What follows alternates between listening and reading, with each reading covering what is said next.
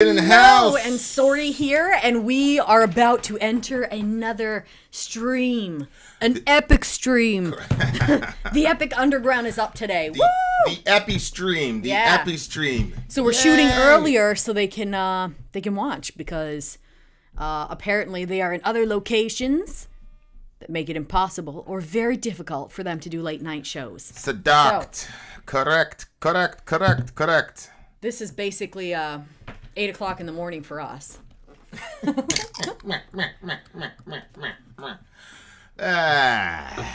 try this again. The air horn is like mega low. Oh. That's because Okay, I need to just get some lip gloss or something. okay. I'm so paled out on there that. Josie in the house. Douglas Piper in the house. Sentinel in the house. Sentinel, where are you? It's 7:25 where you are? Lupin Metalhead. What's up? Zarko. Canada in the house. We got a squad. I gotta fix this thing real quick, y'all. What's everybody doing? Marcus from Germany. Long live Deutschland. Yo, Nigeria. Okay. We just got done listening to a Nigerian black metal band last night. It was pretty cool. We set up the ambiance. It was a wonderful thing. First time catching us live. Good to see you, bro. Good to see you, Zarko. I'm back. Nice. Coloring on my lips are weird. DJ Franco. There's DJ our Chero. Franco has another DJ stream coming up, y'all. Another DJ stream coming up. You guys should be excited. Y'all remember what happened when DJ Franco was in the moth building? Yep. Brought to you by the Epic Underground. All right. So, I have to get at a. So who's the point of contact for? I kind of thought it was Archero, but now I'm second guessing myself. Archero, are you the leader of that group, the Epic Underground? Da da da. Is that Archero? Okay, whoever is the leader of that group, I already gave you guys my secret email. Send me a picture that you want added to the thumbnail so I can do that for you.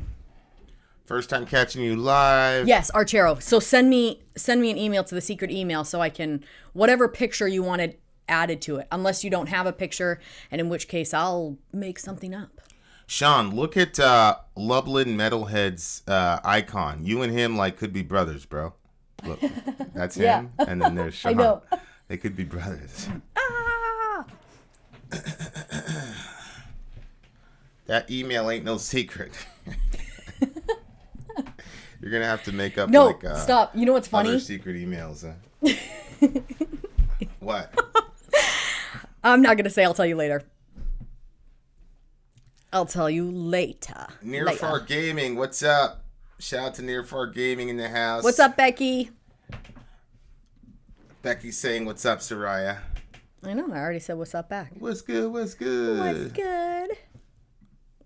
Conversate for a few. Actually, let me start downloading some of these songs and getting some lyrics so that we're prepared. Talk to the people. Is he here? Is he showed up? Send me the pic. Or is that Archero? I'm messaging Archero to send me a pic. All right, here's Trello right here. All right, guys, we're loading up songs. We're about to rock and roll. Yep. I'm pretty excited. Prepare yourselves. Prepare yourselves for something epic, I think. Overshadow Sean in the house. Live videos. Here we go. Coming in. Wow, what a weird thumbnail it is right now. Hurry up! Amy says she guessed your secret email on the first try. She did. Where is it, babe? Wow, what a weird thumbnail it is right now. Your Grace. What? Where is it? Oh, you have to go to here to boards. I created a separate one for the alliances, so alliance picks. Right there. Team Sori. Yeah. How arrogant of you, right Team here. Sori. Well, it is my. How dare you? My team. How dare you? It's my team because I created it. And I'm pretty sure that Team Sori is the one where I'm the only one that works in there. Talk to the people. Yay for me. Talk to Oh, the you people. missed the one yesterday, Sean? Stop bossing me around. Franco, what's up? Have we reacted to Spanish rock? No, we have not. No, I don't think so. Yeah, that's right, Amy Lee. We're all Team Sori. Except for the random people that are Team Vin. That's everybody with a brain. Wow. If I only had a brain. Here, eat some candy corn. Maybe it'll make you sweet. Okay, so who's the leader of this group here? Archero. Okay, so are we ready to go? Yeah. Or is there more to do? LOL, none of these bands are underground. None of these bands are underground? That's what one person said. Joe says he's Team Vin. I'm pretty certain that a lot of these bands are underground. Who is Team Satan? Head it up. That's Ben Webb, right? Yeah, Ben Ben Webb Webb. be Team Satan? Being all disagreeable and shit? Team Vin is a sub-team of Team Sori. Of course. It's actually the other way around. Well, I'm the head of this household. This is not a democracy. that's hot. Oh, we're ready. Okay, so you sent the picture on the fly. What'd you say? You said that's hot? Mm-hmm. Oh, boy. What? It's just funny to me. Hard to believe. No, not hard to believe at all. I feel like you've seen it a million times. Seen it a million times. You have no idea. I can You only can only imagine. Mm-hmm.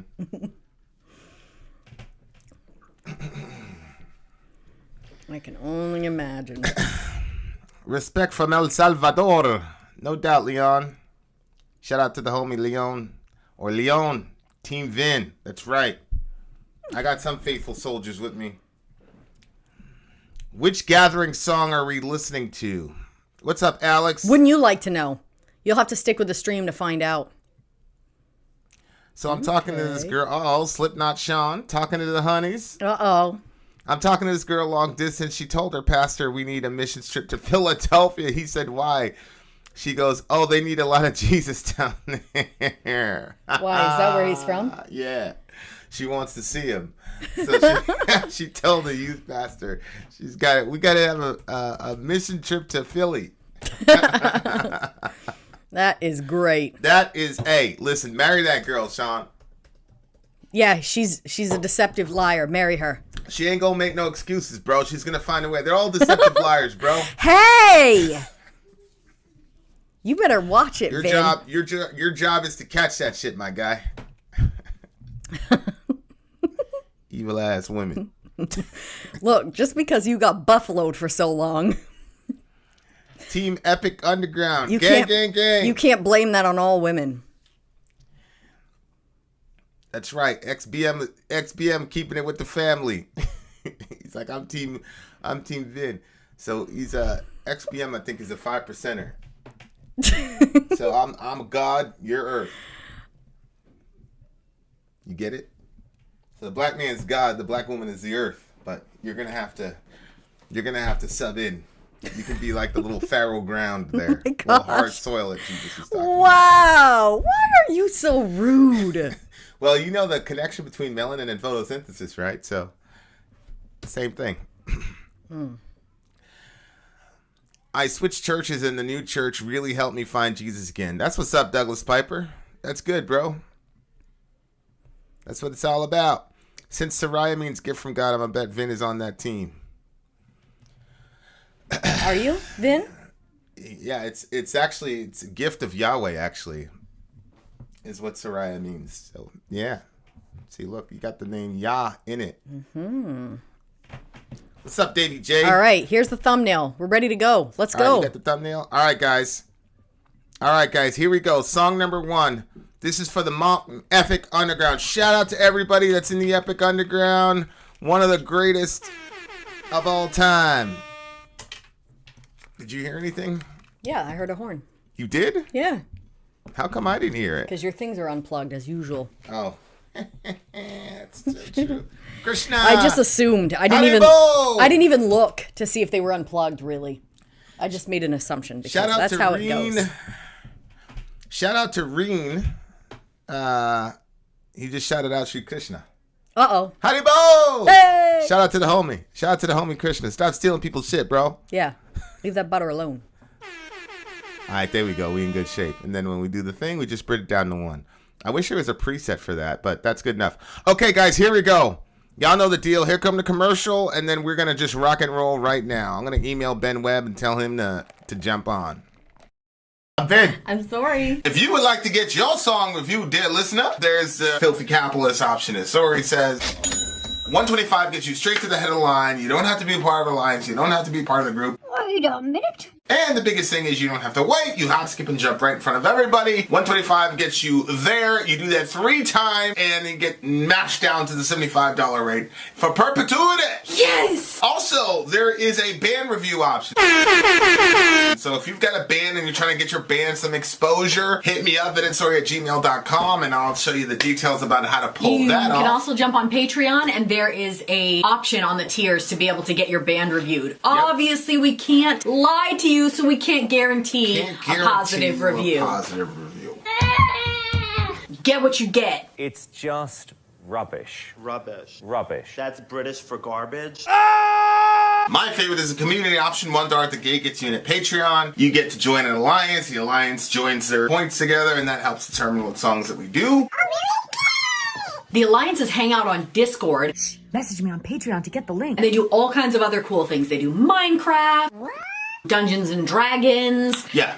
It's really a community within the community. Anybody can go in the village, facebook.com/Sori. There's 160,000+ people on the channel. What's cool about the Discord is that it offers a real opportunity for community connection, friendship, that type of thing. And it's on Discord, so if you're not a Facebook person, it's for you. You start off at $1. Right. Plus you get exclusives. Sori and I are working on a song. So the first 15 seconds of that was on Patreon. Also, at $15 tier and above, when we actually debut the video, they're going to be there live with us. There you are, dear listener. Buy our merch. Hurry up. Buy our merch. And it shall lead them. Hurry then. Come back. To buy our merch. To buy our merch. So I realized that sometimes in between songs, I leave to go get a drink. And Vin kept saying, Sori, it takes you so long to come back. I'm like, he's overreacting. It's like 4 minutes, please. And I was editing, and I realized I was gone for 16 to 18 minutes. Although the stream doesn't mind, because then you start answering all kinds of questions. So anyway, so here we are, ladies and gentlemen. We are on our first song. Are you ready, babe? Yeah, I'm ready. Okay. What's the name of the song? Well, again? that's actually what I was going to be asking you, because I have to switch the board. Here it is. Okay, you can read that one. Mors Principium Est. My home, my grave.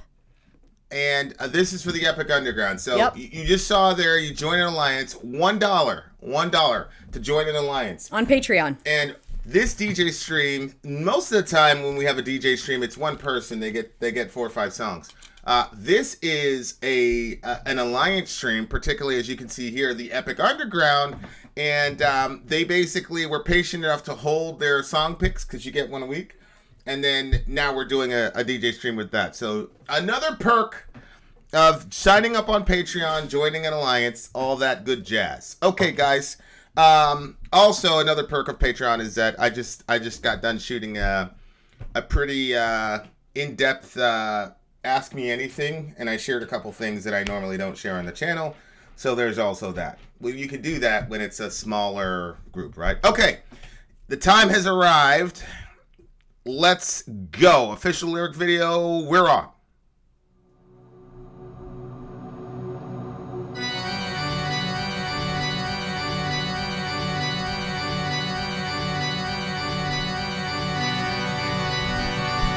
I'm really liking this video already.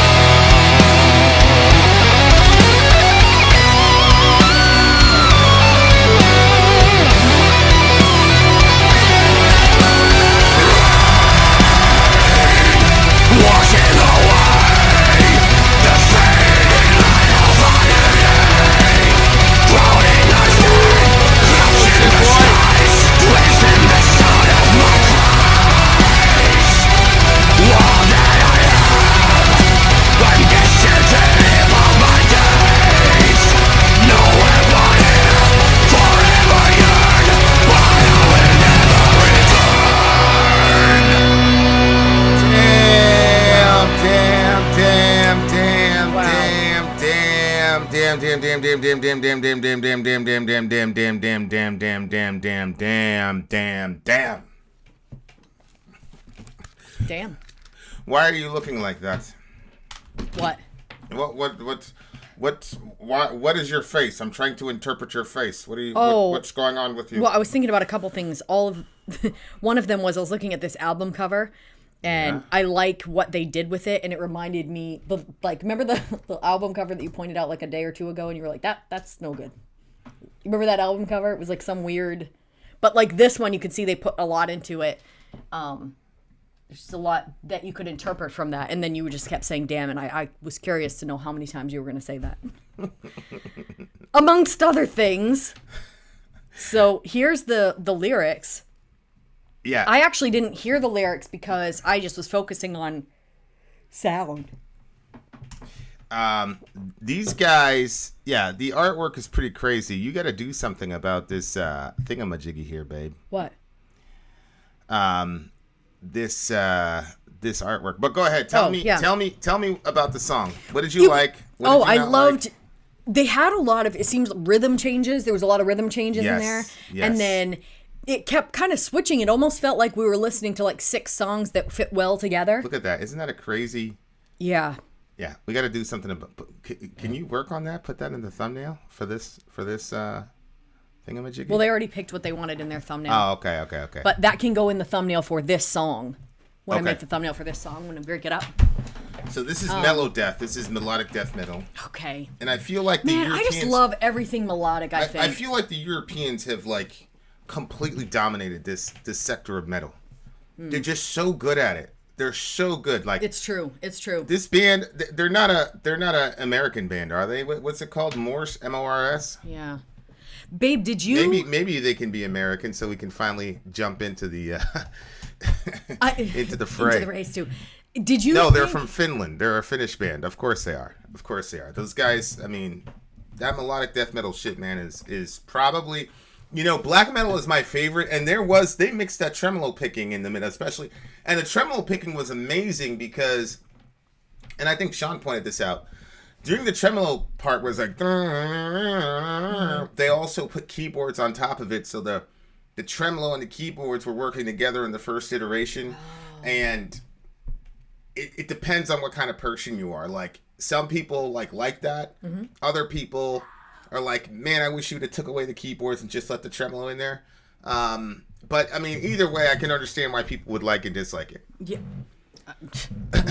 Not me. Mors I principium loved it. est is Latin for death is the beginning. Mors principium est. That's right. That's interesting. Okay, keep going. Death is the beginning. Yeah. Hey, you were talking yesterday about roller coasters and how people like them because of the thrill of it. Do Yeah. you think that there's any connection between death and resurrection on it? Yes. Oh. Okay. Yeah, that's what I talked about with horror movies. Yeah.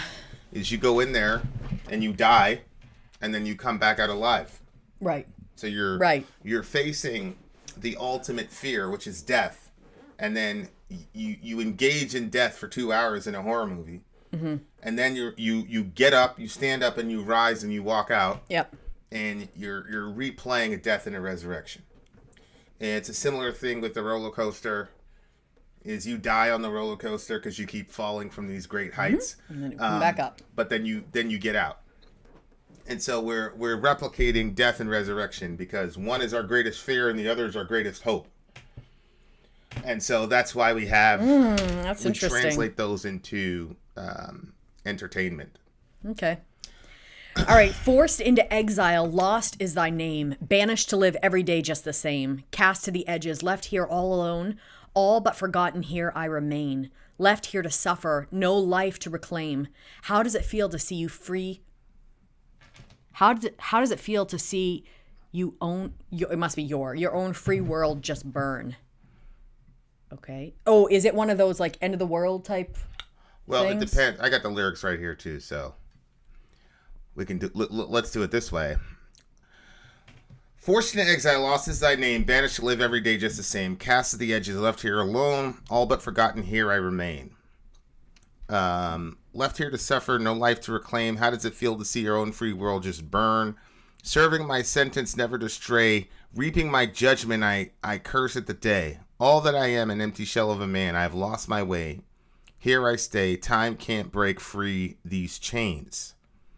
Rain washing away the I fading love light that of part. day. Drowning I stand, clutching the skies, drenching the sound of my cries. All that I have, I'm destined to live out my days. Nowhere but here, forever yearn, but I will never return. Waking again and long as the night, watching forever, I'm blind to the light. Rivers of sadness fall from my eyes. I've lost my way. So this looks to be somebody who maybe they got pushed out of their. What's going on? What do you Well, got? the bridge. I swear with all my anger, I repent what I have done. I swear with all my hatred, and I will reclaim what I am. That's interesting. Yeah. So you think that they did something that got them kind of banished? Yeah, that's how the song starts out, right? Yep. And he talks about repenting, so he did something wrong. Mm-hmm. Forced into exile, lost his thy name. So he did something that got him exiled from his community. And then in the bridge, he's saying he swears by his anger, I repent what I have done. Mm-hmm. So, and that's a really interesting thing because you have people who are like dead wrong, and they know they're wrong. And they'll be mad that they got called out for being wrong. I was literally thinking about that. Yeah. Well, what did you think was going to happen? This guy's like, I swear by my anger, I repent what I have done. Yeah. And it's like, oh, what are you angry about? You're the criminal. The fuck is wrong with you? It sounds to me like a ghost still wandering the earth, Archero says. Ooh. Did I miss Peste Noire? No, you did not miss that group yet. Yeah, so... Except though, like rivers of sadness fall from my eyes. I don't think ghosts can cry. Well, I mean, poetically speaking, I don't think we need to get into the physics of that world. You know, I don't know how that world operates, but... you know, I'm sure there's some way that ghosts can cry. As far All that as, I am, like, an empty shell of a man. Could be. Yeah. So... Oh... I have ahead. lost my way here I say. Time can't break. Free these chains. You remember on A Christmas Carol? Remember the guy died? And all like the horrible things that he had done created like this giant chain that kept him chained for all eternity? Yeah. Yeah, I do. So where are you going with that? Well, just because he said free these chains, like going with the ghost theme. Yeah. He wants to be freed from the chains that are holding him. And then you find out later in the song he did something to get himself in that situation. But Yeah, but now he's saying he swears he's angry and he's got to repent, which is really interesting, right? Because I'm not sure that we would count that as genuine repentance from a Christian standpoint. Mm-hmm. Like, you're angry at the people that called you out on your shit, and now like you're repenting when it's really just changing your actions. You're not really changing your heart, because at the end of the day, repentance is ultimately, I mean, literally the word means to change one's mind. Meta noia, right? So it's to change your mind and your motives and all the rest of that. It's not just a change in action. And you know, we talked about this, like it's not even saying I'm sorry. Like a lot of people don't really understand what true repentance actually is. And so people think if they apologize, they're repenting, or if they admit that they're wrong, they're repenting. Or even if they stop doing wrong and start doing right, they're repenting. And repentance is a lot more nuanced and difficult than that. Because it's not just your actions, it's not just your words. It's an entire other thing. Although, what Infra says is you can be angry at yourself. Okay, that's a fair one. That's a fair one. right. That makes a lot of sense. Yeah, I swear by all my anger. Okay, so let's go with that interpretation, because let's go back again and read that bridge, because I think we just figured something out pretty cool here. I swear with all my hatred, and I will reclaim what I am. So maybe the hatred is internalized hatred, right? Maybe he's angry at himself. Maybe he's angry at himself, and maybe he hates himself for what he did to get himself exiled. And the ghost idea still works as well, because you could That is very fitting.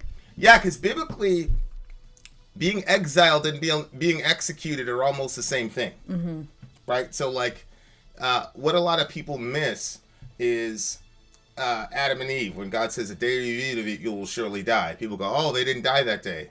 Well, if you understood the way that the Israelite mind worked, they absolutely did, because they were excommunicated from the garden, and to be sent away from the community was equivalent to the death penalty. That's why you had the scapegoat or the scapegoat. Yep. Where they would place all the sins on the scapegoat. Yep. And send him out to Azazel in the wilderness, because that was basically the death penalty. Mm-hmm. And that's how you got out of the Day of Atonement. You had one animal was sacrificed and executed, and then the other one was sent off outside of the community. So again, being exiled and being executed are almost a similar thing in the Israelite mind. A slow death. Yeah. So they did die that day because they got exiled from the garden. So this guy, if you go to the first, if you go to the first line when he says exiled, right? Forced into exile, lost is thy name, banished to live every day just the same. That could be a death penalty, especially if you look at the second line, banished to live every day just the same. That's kind of a hellish existence or whatever. That's one of the things about hell is the monotony of it, is that nothing ever changes. There's no novelty. So yeah, really, really interesting stuff. So I think that this guy probably did something, got himself executed, and then to Archero's point, now he's just a wandering ghost, and he regrets what he did, but he's angry and he hates himself for it. I'm going with that. Yeah. So the comment section really helped us out this time. Yeah, I think people had some good insight. I think this is the first time when we did a group interpretation. But I think some of the people's insights were really good. Yeah. Yep. Because this just goes to show how your experiences guide your interpretation of things. Oh, shout out to Necro. Exactly. I don't know if you remember this guy. Yeah. Hey, what's up? All the old heads are coming back. Yeah, that is true, because that's why I put his comment up there when he said you can be angry at yourself. Yeah. Because I was like, yo, that's exactly that happens, you know? Because we were taking our experience with certain people and reading that into the and again, it might be right, it might be wrong, but it just shows like we have experience with people who are like that. So when we saw it, it was like, but other people were like, well, wait a second. You could be, yeah. Could be angry at himself. You know what I'm saying? So that's why you need your community. Right. I really like this song. They started off the Epic Underground started this off. I love melodic very, stuff. very, very strong, because I love melodic death metal, and I think Sori does too. Okay, what do you give it? It's a 9.8 for me. Holy moly, I got the exact same score. 9.8. Really, really, really good. Really good song, guys. Really good, strong way to start out right out of the gate. If you're in the DJ stream, we got 4 or 5 more songs. If you're not, shout out to Danny Van Heck for the super chat. We appreciate you. Thanks, buddy. 5 euros. We appreciate it, big homie.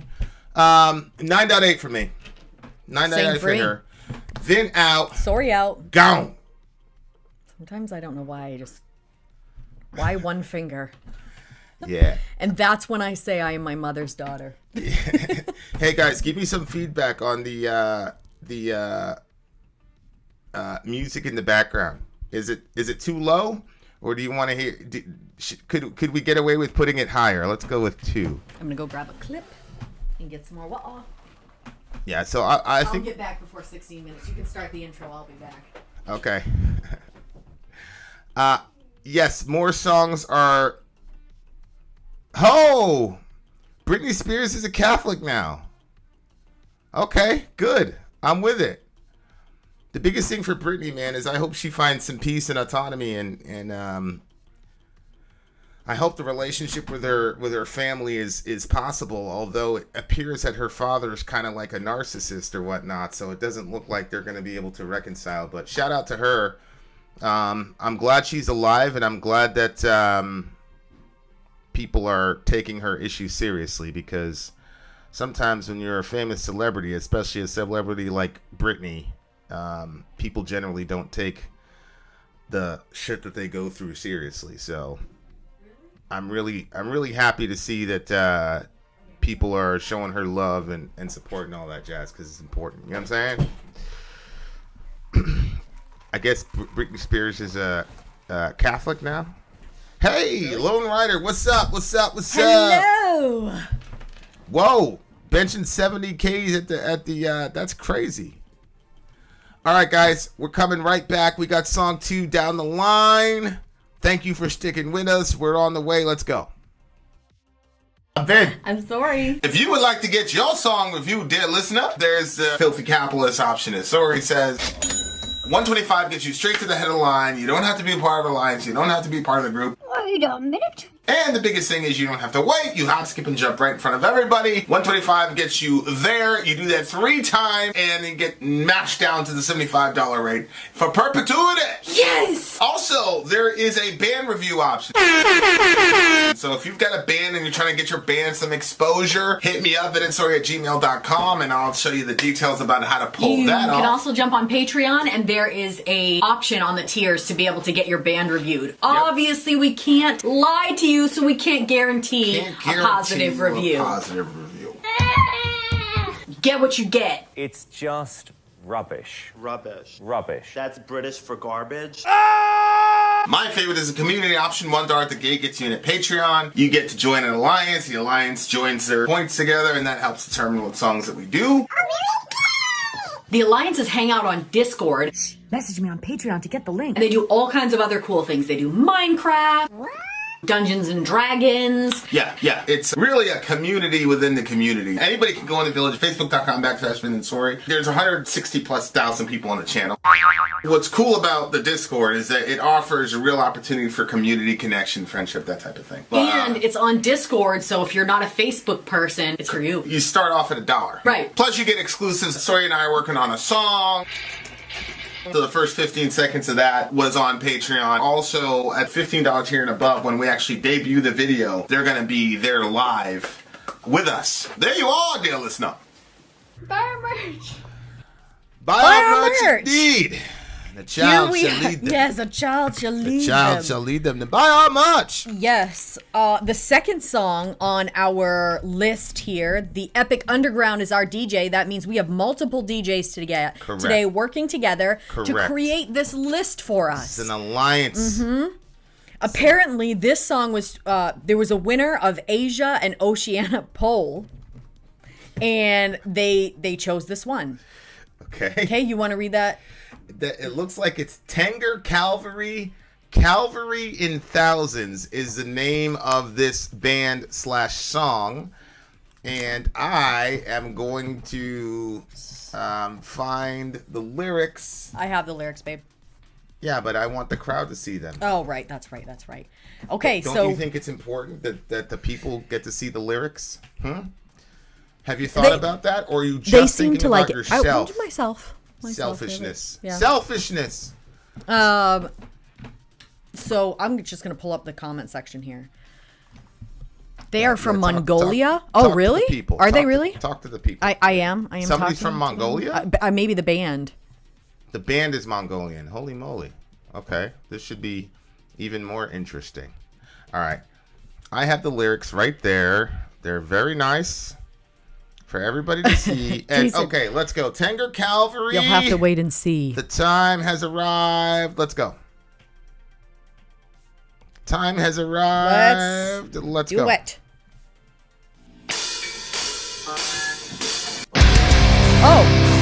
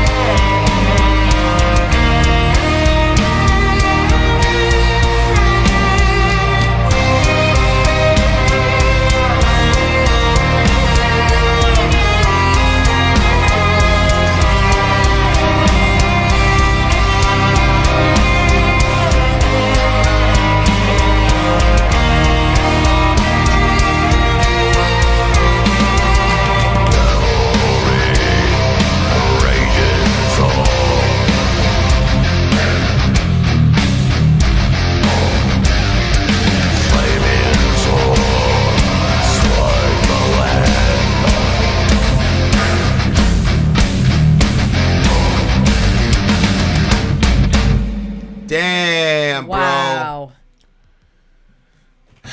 Damn. Wow. That went a lot of places again. Another song that went a lot of places. That vocal style is so interesting. Yeah. Somebody called it. He's like, yo, if they're Mongolian, they're going to do that. What did he call Throat. it? The throat something. singing stuff, right? Yeah. Yeah, that shit was crazy, bro. I really enjoyed that song. I enjoyed. Somebody said like instrumentally it was like superior, and I think I agree. Like instrumentally it was great. What was that? And all the artists looked like they were into it. What was that instrument that stringed in? Was that a cello? Oh, I didn't even see it. There were a couple times there was a stringed instrument. They had some. Yeah, I didn't even see it. They had some. Oh yeah, the production here. The production here was top notch. Yes. It was a cello or it was a folk instrument, but they did really good with it, and it kind of had that like. I'm gonna sound so ignorant here, but that Asian feel, like that, yeah. It had that like crouching tiger, hidden dragon type feel, with if you know like Asian music in the movies. Which I'm not familiar, so it was a big. Well, I used to watch all them kung fu movies and all that, and it was always a good guy. He'd show up. He was always drinking tea at the Shaolin Temple and shit, trying to be all peaceful and shit. You know what I'm saying? And so you'd hear the somebody would push him to the next level. And then here comes some bad guy showing up. He's like, Ji Song Swen, you killed my father in the 4th generation of the 6th dynasty or whatever, and now I've come to avenge you. And then the good guy's like drinking his tea and shit, like, hey man, just peace, bro, zen. And the guy's like, no, I'm gonna murder you. So he goes, hiya! And then the master goes, ha! And he's like, let me finish Still my drinking tea. his tea. Yeah, but how are you saying he's the bad guy? He killed the man's father. Yeah, but the guy was, obviously the guy's dad probably deserved it and shit. You know what I'm saying? Like, your father was an evil warlord. Oh. And I had to do it. You're being irrational. Let me finish my tea. Shout out to my kung fu movies, bro. But that's how that shit was, bro. So like when I would hear that sound, I was like, oh, okay, like I'm back in the Shaolin Temple, bro. Okay, all right. You know what I'm saying? So Dave said, I wasn't a fan of the singing. The music was phenomenal. Yeah, I don't like that throaty sound either.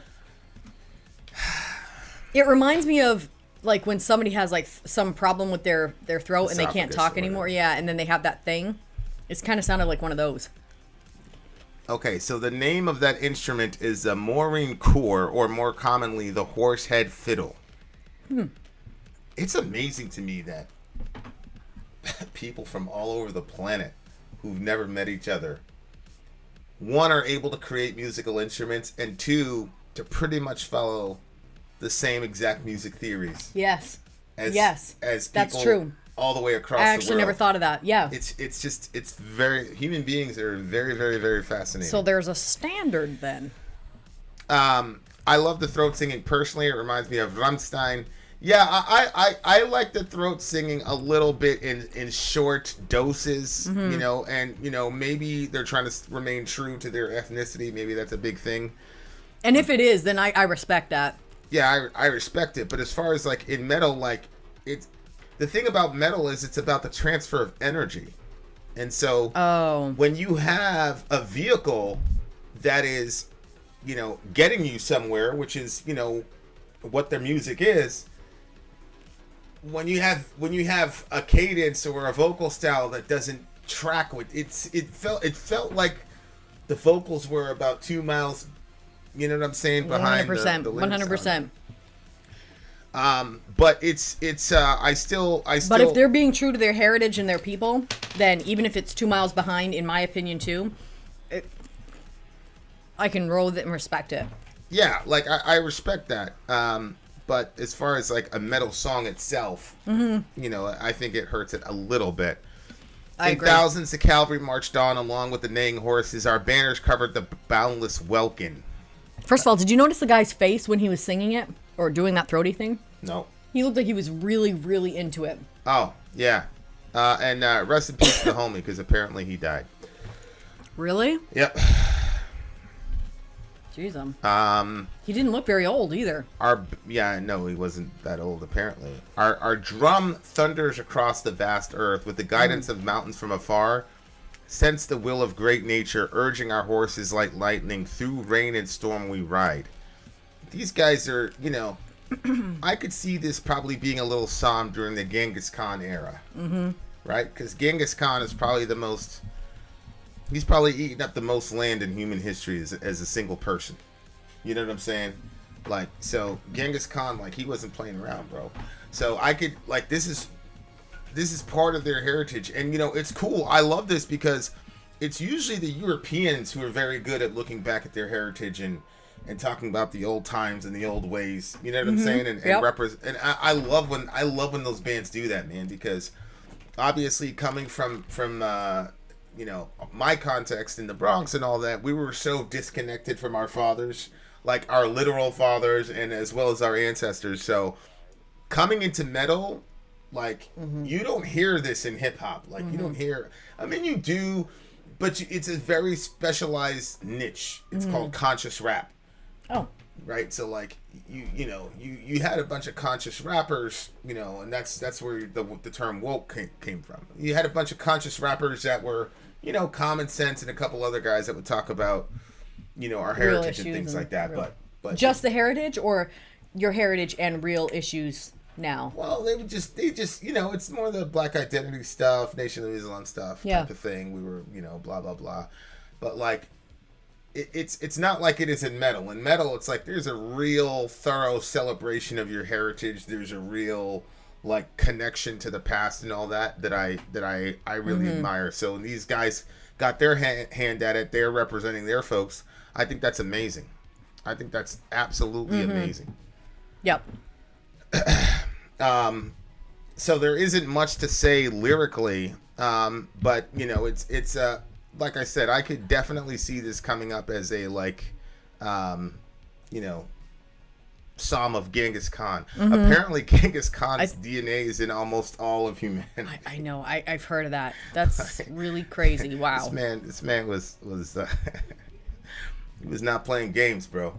It's just war. It's just jihad and girls. That's it. That's it. That was his big motivator. Holy moly. It's hard to comprehend. Like, I can kind of understand it, because if you're trying to conquer and take over, if you spread your seed all over the place, then they're all going to be technically your people. But at the same time, the idea of having just a bunch of children all over the place that you're never going to know or talk to, that's a very bizarre thought. Yeah, it's really weird, if a person kills one person, we're like, yo, that guy's a murderer, fuck that guy. Mm-hmm. But then if a person kills hundreds of thousands of people or millions of people, it's like, yeah, this guy's a conqueror. I could get away with wearing a Genghis Khan shirt. You know what I'm saying? If we went to our shirt guy and we put Genghis Khan on there, I guarantee you, and we started selling that shit, it would sell. Genghis Khan, comparatively speaking, was probably top 3 of the most evil people on the planet. I mean, the guy was a serial rapist, serial murderer, and it just, I've always been fascinated by that, by who is a horrible, terrible, ugly villain in history, and who is looked on as a hero, and then who is just, when you talk about Genghis Khan, you almost never get the emotional, this evil motherfucker. It's just yo, he conquered everything, and everybody's got his DNA, and nobody's really upset at him about it. But then you got other people who did all types of evil shit, and it's it's the end of the world. And I just don't understand, what is the arithmetic? What determines who we like in history, and who we don't like in history? Yeah. But honestly, I could show up here with a Genghis Khan shirt, make it real cool, and nobody would have a problem with it. You know what I'm saying? Well, I would. I mean, yeah, I guess. He raped a bunch of women? What do you mean you guess? Yeah, but for some reason he gets away with it. I don't. Look, there's a franchise of Mongolian barbecue places called the Genghis Grill, and it's delicious. No way in hell they could get away with Hitler's hamburgers. Right. That's what I'm saying. So bad. Oh, look at Loveland. Genghis Khan and the Mongol invasion stopped when they entered Poland. Don't fuck with the Poles. Long live Poland. Yep. Fuck that. Poland. Them Polish people, Nergal was like, fuck that. Yeah. Fuck out of here. It's the front of the line. Who the fuck out? What? Fuck a Genghis Khan. That's what we used to say in the hood. Really? Oh, they'd be like, oh yeah, that nigga's blood, bro. Man, fuck a blood. But then they got too close. Hey man, how's it going? Good to see you. How you doing? Let's answer. Terrible. Oh boy. Okay, so this one for me is a little tricky to rate because I liked it, but I didn't like that vocal style. So it like went to 9.8 and then it went back down to 9.2. 9.2 it is. Let me see. And when you kill a man, you're a murderer. Kill many and you're a conqueror. Kill them all. Oh, you're a god. Oh, that's brilliant. That's good. Dave really generally is not that good lyrically, but that was brilliant. Okay, I'm going to go ahead. I'm going to give this song a... Damn, what did you give it? A 9.2. I can't give it a 9.2 because that instrumentalism was so crazy. I got to give it a 9.75. Ooh. If there was a segment where there was a cadence where the cadence matched the music, then I'd have probably pushed it up to a 10 because I respect the hell out of the throat singing. I just couldn't give it a 10 because it wasn't really moving me like that, and I'm trying to be as honest as possible. So there we go, dear listener. There you are.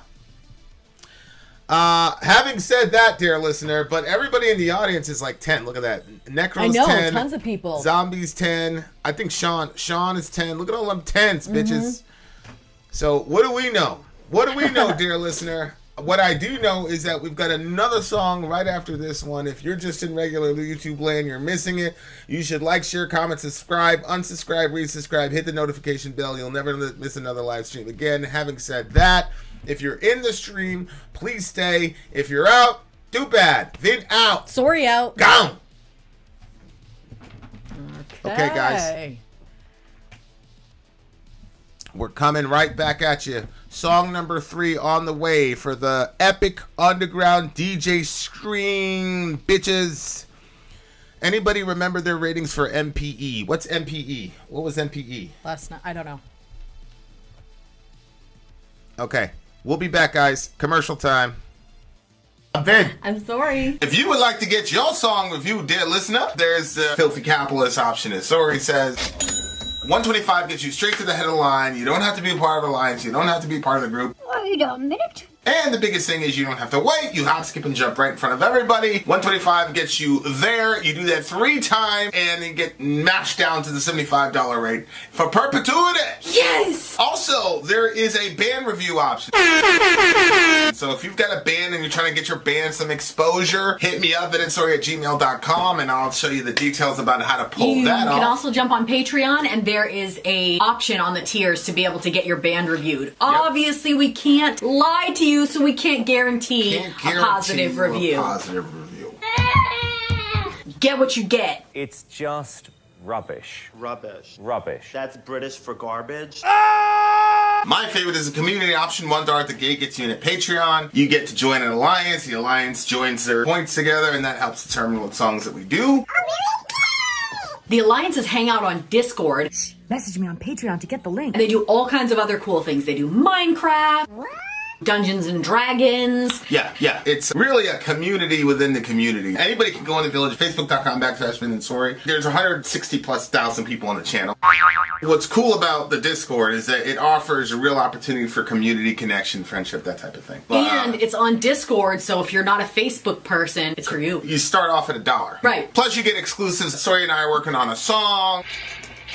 So the first 15 seconds of that was on Patreon. Also, at $15 tier and above, when we actually debut the video, they're going to be there live with us. There you are, dear listener. Buy our merch. Buy our merch indeed. And a child shall lead them. Child shall lead them indeed. Okay, so we are on our third pick from the Epic Underground. Yes. The Epic Underground and his alliance, if you don't know what that is a group of people who band together to create a list for us.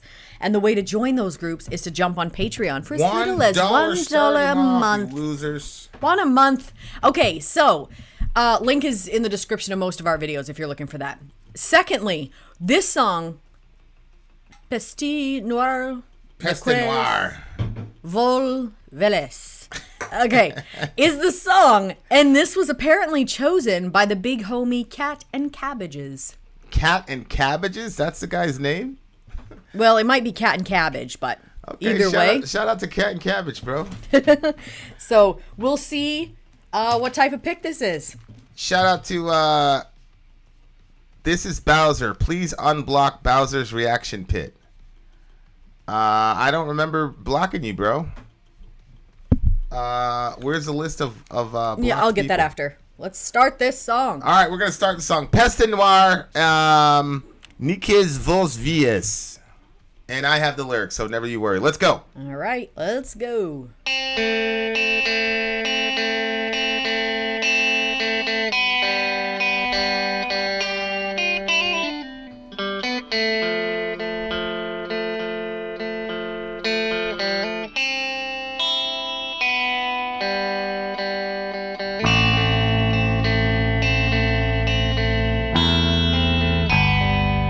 These are right lyrics.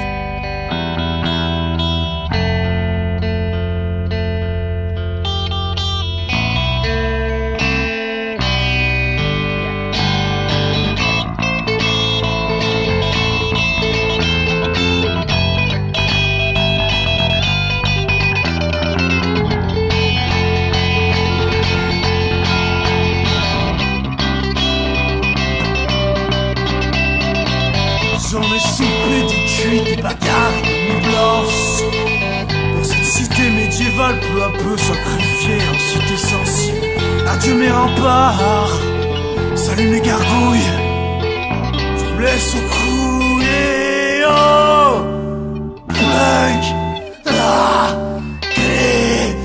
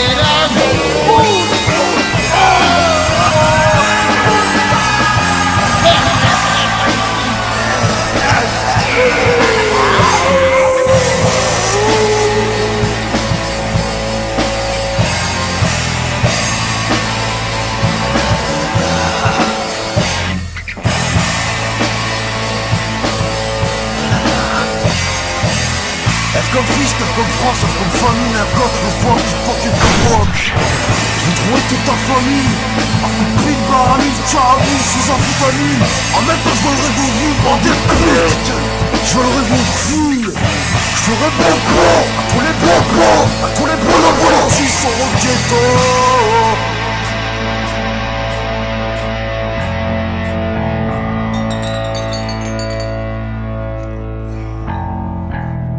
Samsung dernier cri, on va te le foutre dans le cul, espèce de pute.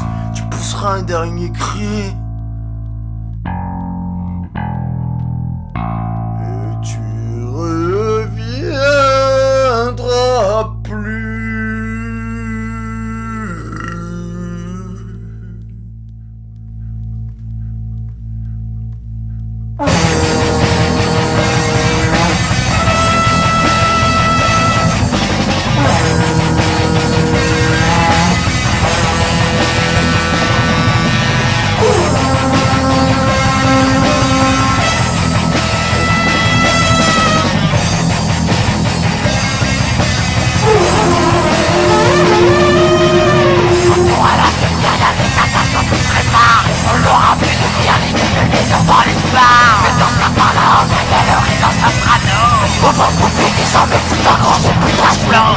Me fais pas la morale, quand je mangerai dans mon val.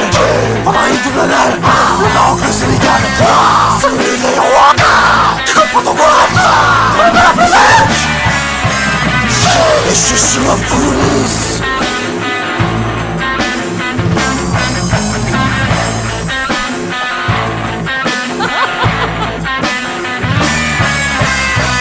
Je représente la crème. JBM, TTBM. Ma qui chante, je pense que le savait. Le gars savait, avec maintenant. Pas sa tête, la palette. J'aime dans le goût, avec moi.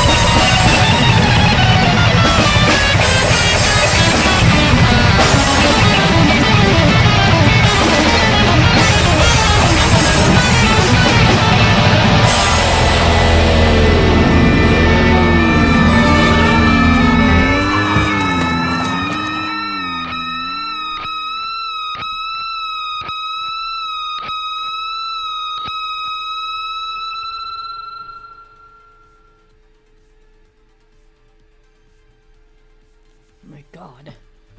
Okay, I have one question. Why? Why? Why would what? anybody make this type of music? Okay, what I need is somebody in the comment section tell me if this is your thing. I need to know, do people exist that like this? Okay. Yeah, Bowser, we can see you. What a disaster. That was the strangest song I've ever listened to. And to this moment, I am not certain how I feel about it. You're not certain? Oh, I'm certain. Well, That was... well, this is one of those songs I feel like I know what's about to ensue with you. But this is one of those songs I feel like I need to listen to a couple more times. Oh my God, babe.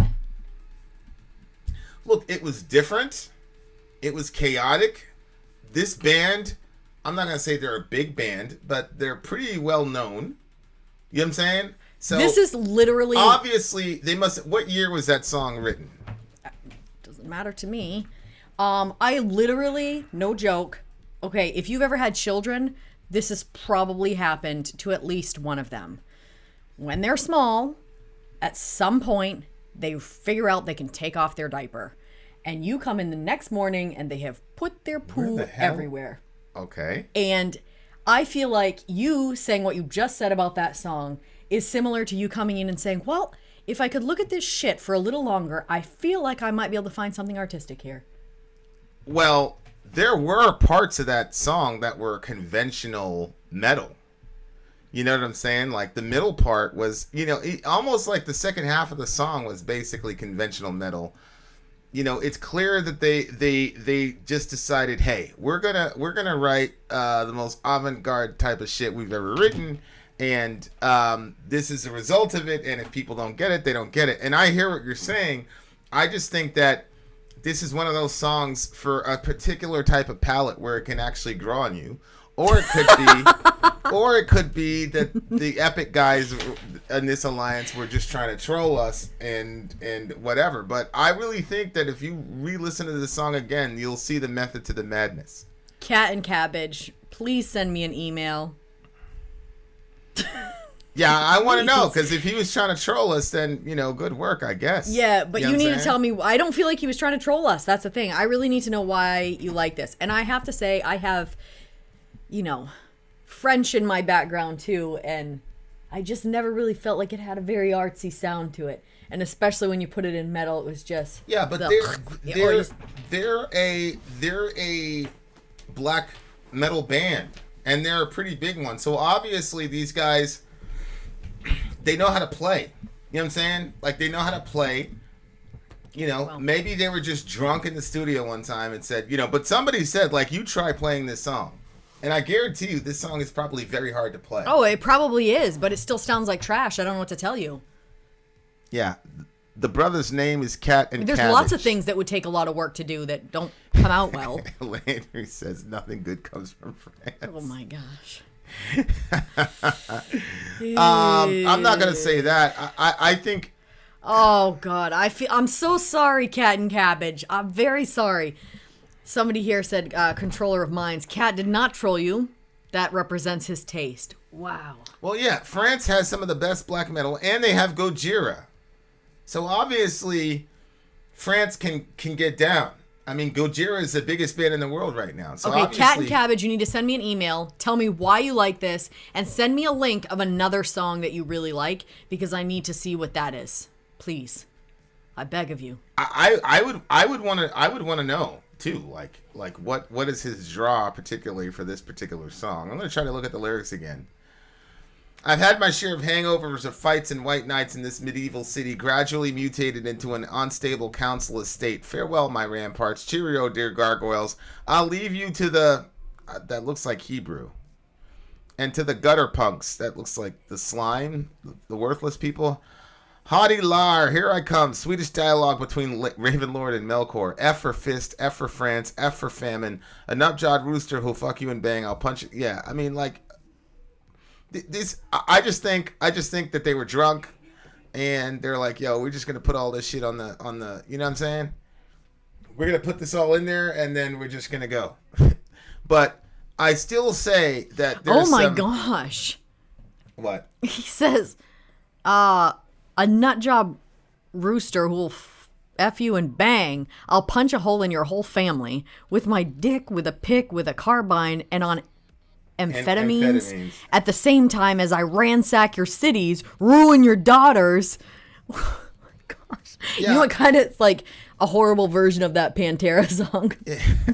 Remember which one? Yeah. Oh, yeah. The Cowboys from Hell joint. Yeah.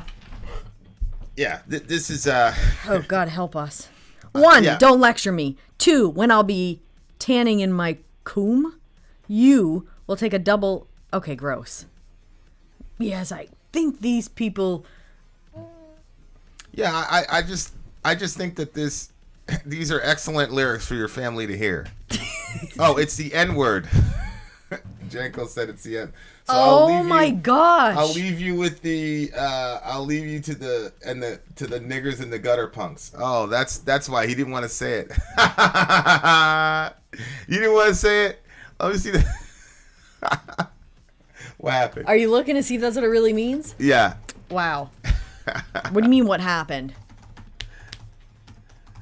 Let me see. Let me see if that's the lyrics.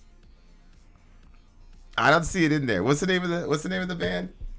Peste Noire. Yeah.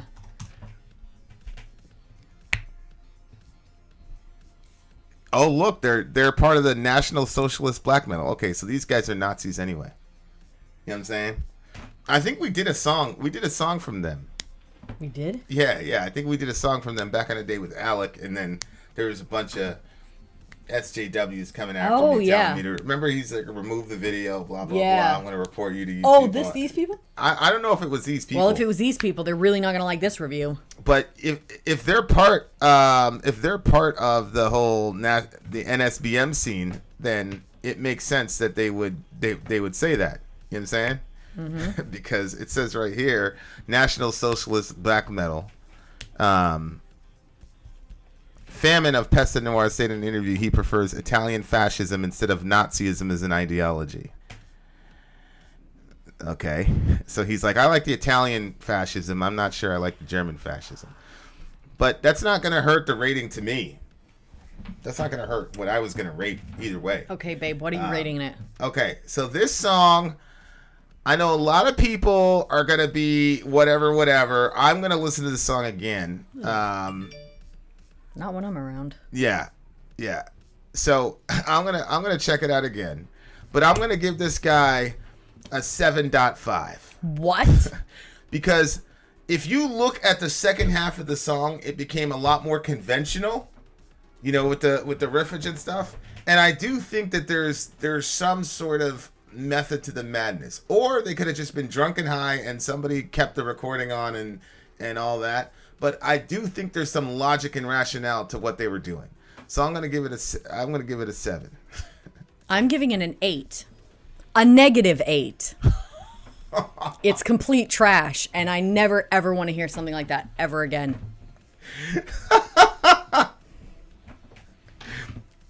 But I still like you, Cat and Cabbage. Sean goes, "You like this more than Imagine."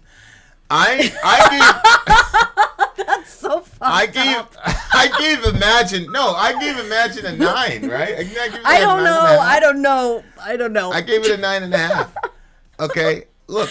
I don't think you gave it a 9.5. I'm pretty sure. I need proof. Somebody timestamp that for us when he. Oh, it's at the. By end the of way, video. shout out Forget to about Janko. Shout out to Janko for telling me it's the N word, and and whoever did the translation, fuck you. Like, what the fuck? Why would you leave that out of the translation? He had just some Hebrew word on it. Well, maybe he didn't want to, No, look. be rude. Something about me to understand. I love my racist out and about. If you're like I said, my best friend in school was a skinhead. Like, I like my racists to come out and say, look, I'm a racist, fuck black people, blah, blah, blah. Yeah. You know what I'm saying? Yeah. I don't like the Joe Biden type. Yeah. So, like, this shit doesn't affect me at all, bro. Like, shout out to Peste Noire. Black, whatever it is. Okay, here, let's find out. Okay, Sori's going to look at what I gave Imagine as a grade. Hold on. I've got that other stream up and I didn't realize it. Hold on. Talk to the people. This is the lowest rated song I've ever seen Sori give. A -8. I've never seen that happen before. That's literally the lowest. That's lower than Vegan Gains. Vegan Gains. Yeah, we gave Vegan Gains a higher score than that. Shout out to Vegan Gains. Then maybe I'll give you a 3.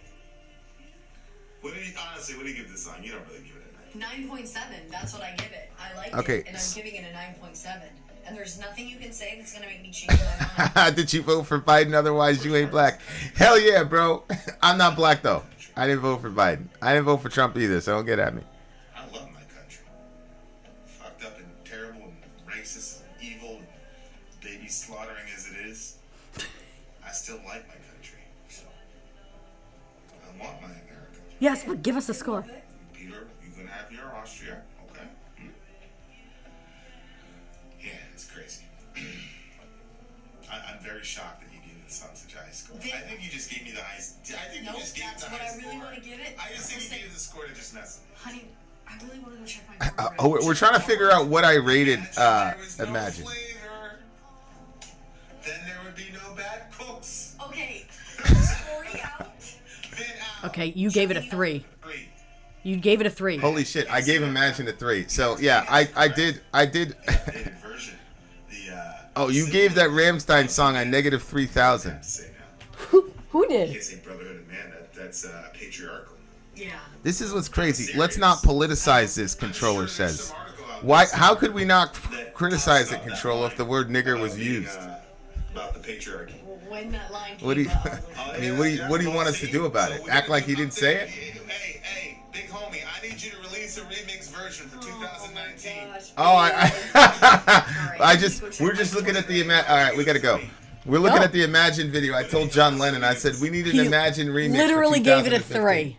Yeah, I gave Imagine. So you a rated 3. this higher than Imagine. Yeah, and I stick by that. Yeah, there's really something seriously wrong with you. I stick by that. I think that this band probably put more thought into their song construction than Imagine was done. Come on, babe. I really Please do. just go on to the next song. I can't Just take not a any fan more of of this It's a simplistic foolishness. song. Dorian could have come up with that song in 2 seconds. Too All right, much guys. shit on the wall. Other song coming up next. Hopefully they're not from Nazis, but if they are from Nazis, it won't bother Vincent.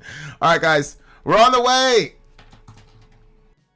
I'm Vin. I'm sorry. If you would like to get your song reviewed, dear listener, there's the Filthy Capitalist option. As Sori says, 125 gets you straight to the head of the line. You don't have to be a part of the alliance. You don't have to be part of the group. Wait a minute. And the biggest thing is you don't have to wait. You hop, skip, and jump right in front of everybody. 125 gets you there. You do that 3 times, and you get mashed down to the $75 rate for perpetuity. Yes! Also, there is a band review option.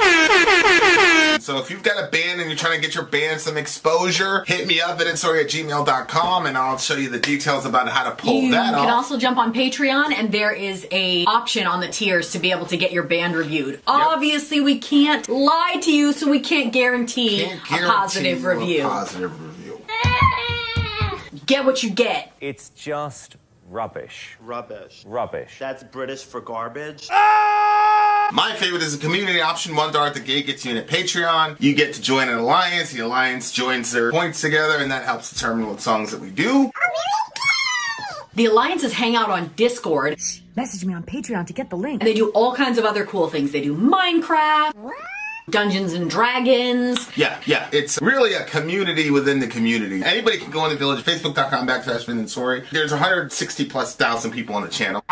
What's cool about the Discord is that it offers a real opportunity for community connection, friendship, that type of thing. And it's on Discord, so if you're not a Facebook person, it's for you. You start off at $1. Right. Plus you get exclusives. Sori and I are working on a song. So the first 15 seconds of that was on Patreon. Also, at $15 tier and above, when we actually debut the video, they're going to be there live with us. There you are, dear listener. Buy our merch. Buy our merch indeed. Buy it. Shout out to Sarcast. We haven't seen Sarcast here in a while either. All the old heads are coming out. Shout out to Sarcast. Shout out to Sarcast. Where is he? Right there. Oh. Sorry, Hi. you gave it a 3. Vin, well, I must have had my reasons because Vincent is never wrong. I've been Yeah, wrong because you before. said you never gave it a 3. Well, I said the drummer in our band was the best drummer in the world. I was obviously wrong about that. Oh! Yeah! Yeah! Nobody knows the joke. I was just thinking about Sarcast a couple days ago. I was going to message. I was like, you know what? Let me message that bitch. Me too. I said, oh, okay. He thinks he's too good for us. Then I was Whatever. like, fuck that guy, man. Yeah, fuck that guy. Okay, so this song, The Gathering, Strange Machines, is by the Epic Underground. Yes. This is the one I mentioned to you in code on Patreon. The singer in this band is, can you read this name, please? Aniek van Giersbergen. Read that. Honor these people. You have heard of her before as a guest vocalist with Amorphous in Amongst Stars. Oh, that girl. Okay. Mm-hmm. Thought you would like to know the connection. Definitely. This is legit. So this is the winner of Gothic and Industrial poll. Okay. Okay, so this is... Okay, so I'm starting to figure these guys out. So this is all, like, outside of America, foreign bands. They've all been either Europe, Mongolia, Asia, whatever. So, yeah, that's cool. Okay, let's check it out, guys. Let's check it out. And this is a live recording, by the way. The Gathering, Strange Machines, live at Pink Pop, 1996. Let's go.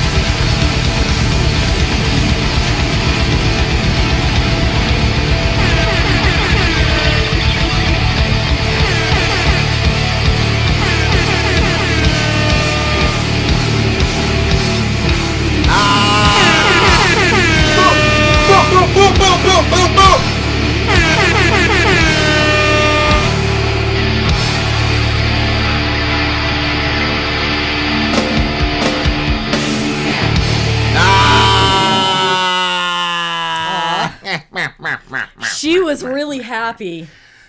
That joint was crazy. Crazy, crazy, crazy, crazy, crazy. I really... Yo, that is what a live performance is supposed to be. Take notes, you losers. Doesn't necessarily have to be the heaviest, craziest riffage in the world, but when you get up there, you have got to show up and show out. People paid good money to see you. Yep. Don't sit there and stand around like a bump on a log, you loser. I love this band. I love the sound. I love the song. They did a really, really good job. Really good job. Lyrics are kind of all over the place. Okay. So I want to check that What out. are the but lyrics? yeah. Let's get into it. Here's a revolutionist. Some trivia. They told Evanescence that they needed a male singer or male co-singer or rapper to be successful. They compromised with just featuring a male vocalist for Bring Me to Life. That's ridiculous. That is ridiculous. Like the girls can't front a band? Like, what do you mean? Ridiculous. Clearly you have not seen live Amon Amarth. We probably haven't. Okay.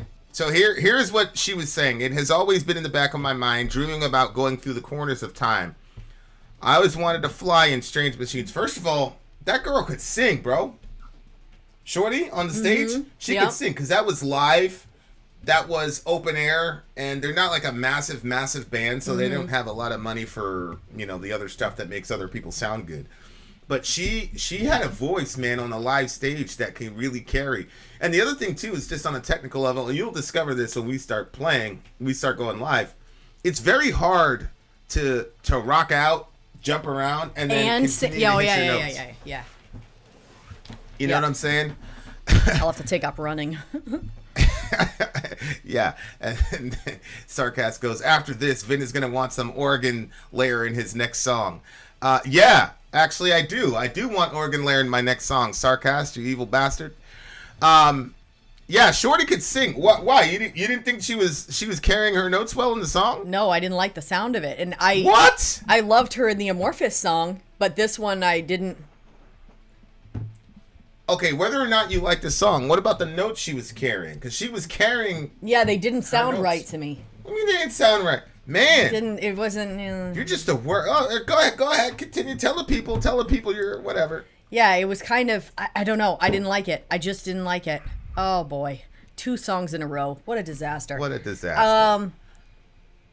I loved her in the other one. But I'm not sure why. This one I was not a fan of. She also sang with Devin Townsend on that song Grace. She was a female vocalist. And I loved her on that one too. Maybe I'm not a huge fan of her being live. I don't know. You're just a hater. It didn't sound quite right. Well, it's you're crazy. Yeah, I didn't like it. No. See, this is what I hate. See, Applejack is right. You are a straight hater. No, there's another one here. They asked me if my headphones were unplugged. She collabed with them more. No, that was a stellar performance. I mean, look, everybody's entitled to their own opinion. I just wasn't really... Sarcast is there. She's not singing clean major notes. It's more unconventional harmonies. Okay, I guess I'm not a fan of that. And Sarcast has had to work in production with Sori's voice because he's our drummer and the producer in our band. So he knows what he's dealing with when he's dealing with Soraya and her musical tastes and her preferences for recordings and things of that nature. Speaking of which, Sarcast, me, you, and Jay, we gotta hook up soon. I've been saying it for a year, but we gotta fucking finalize that song and then work on yours because actually, Sarcast, she likes your guitar track better than all the shit that I did. So this is a woman who has no loyalty to me whatsoever. None. I wrote that first song. I wrote the first riff. She was like, "Oh, it's okay." And then Sarcast put drums over it, and then Jay added his part. She was like, "Oh my god, this song is so great." Yeah, but everything to be I come up with, she's like, to be fair, it wasn't plugged in to an amp, and he's missing strings, and it wasn't tuned properly. How the hell am I supposed to understand? Strings on that one. That was for the Jackson when I came up with that riff. So it's still jacked up. No, it wasn't jacked up. Yeah. No, it wasn't jacked up. It didn't sound anything like once you got it hooked up. No, you hooked it up to an amp and you put the pedals in there. Well, we played. I played on the guitar that Becky He's gave wrong. us. Becky and wrong. John gave us. He's and wrong. that guitar is like a $1,000 guitar. It's not. It wasn't plugged in. How am I supposed to really get a feel for what it's going to sound like? Then it's plugged in, and it's got drums, and it's got Sarcast thing on it. No lyrics, no nothing on it. And I mean, oh my God, that's such a better blah blah blah. It's blah, true. blah, That blah, is blah, blah. that is true. I did recognize the grandeur of the song once the drums were there. Look, see now your errors have spread to other poor people on the planet. She's now like, Sori's Applejack, right. You guys my wife is next to me. together. She like, Sori's right. You guys just banding there. See, Yeah. See, this is a negative influence you have. No, on- it's the literally, honest influence. Now your rebellion is Look, spreading to the I entire have no fucking- problem. the country. No, Vashti, kick her out. Get out. No, what's happened is I liked her in all the other songs. I don't like this one. It is my preference. It doesn't mean that I have some thing or whatever. Like it, I don't like it. And secondly, okay, this one you can say maybe I'm being petty. I know that it was cute that she was so happy, but it wasn't very metal, and I didn't like that. What? So the fact that the girl was enjoying the music. She was just way too happy. She looked like a little child at a playground. Right. She's got to be on Suicide Watch or whatever on stage. And walk I around didn't like say Eeyore on stage. Suicide Watch. But I mean, that's basically what you're saying. If she played a role as like some angry, angsty person, but look, she's living her dream. She's on stage with her best friends. There's thousands of people like rocking to her shit. Why should she be miserable? What the hell is wrong Because with you? I'm miserable. Yeah, exactly. No, I'm kidding, babe. That's not what it is. It's just not what you expect. It's just not what you expect on the stage. Like, there's fun, and then there's a child You know at a what? playground. I'm kicking you off. Okay, the damn. who are you taking? Who you No, taking my on the man team? Applejack. I got Applejack. Applejack. We don't need you, bro. She's- You can hang out with his girl. You guys can go and complain. Yeah. You know what I'm saying? Me and CB, we're gonna change the world. Yep, let's go have some fun. Yeah.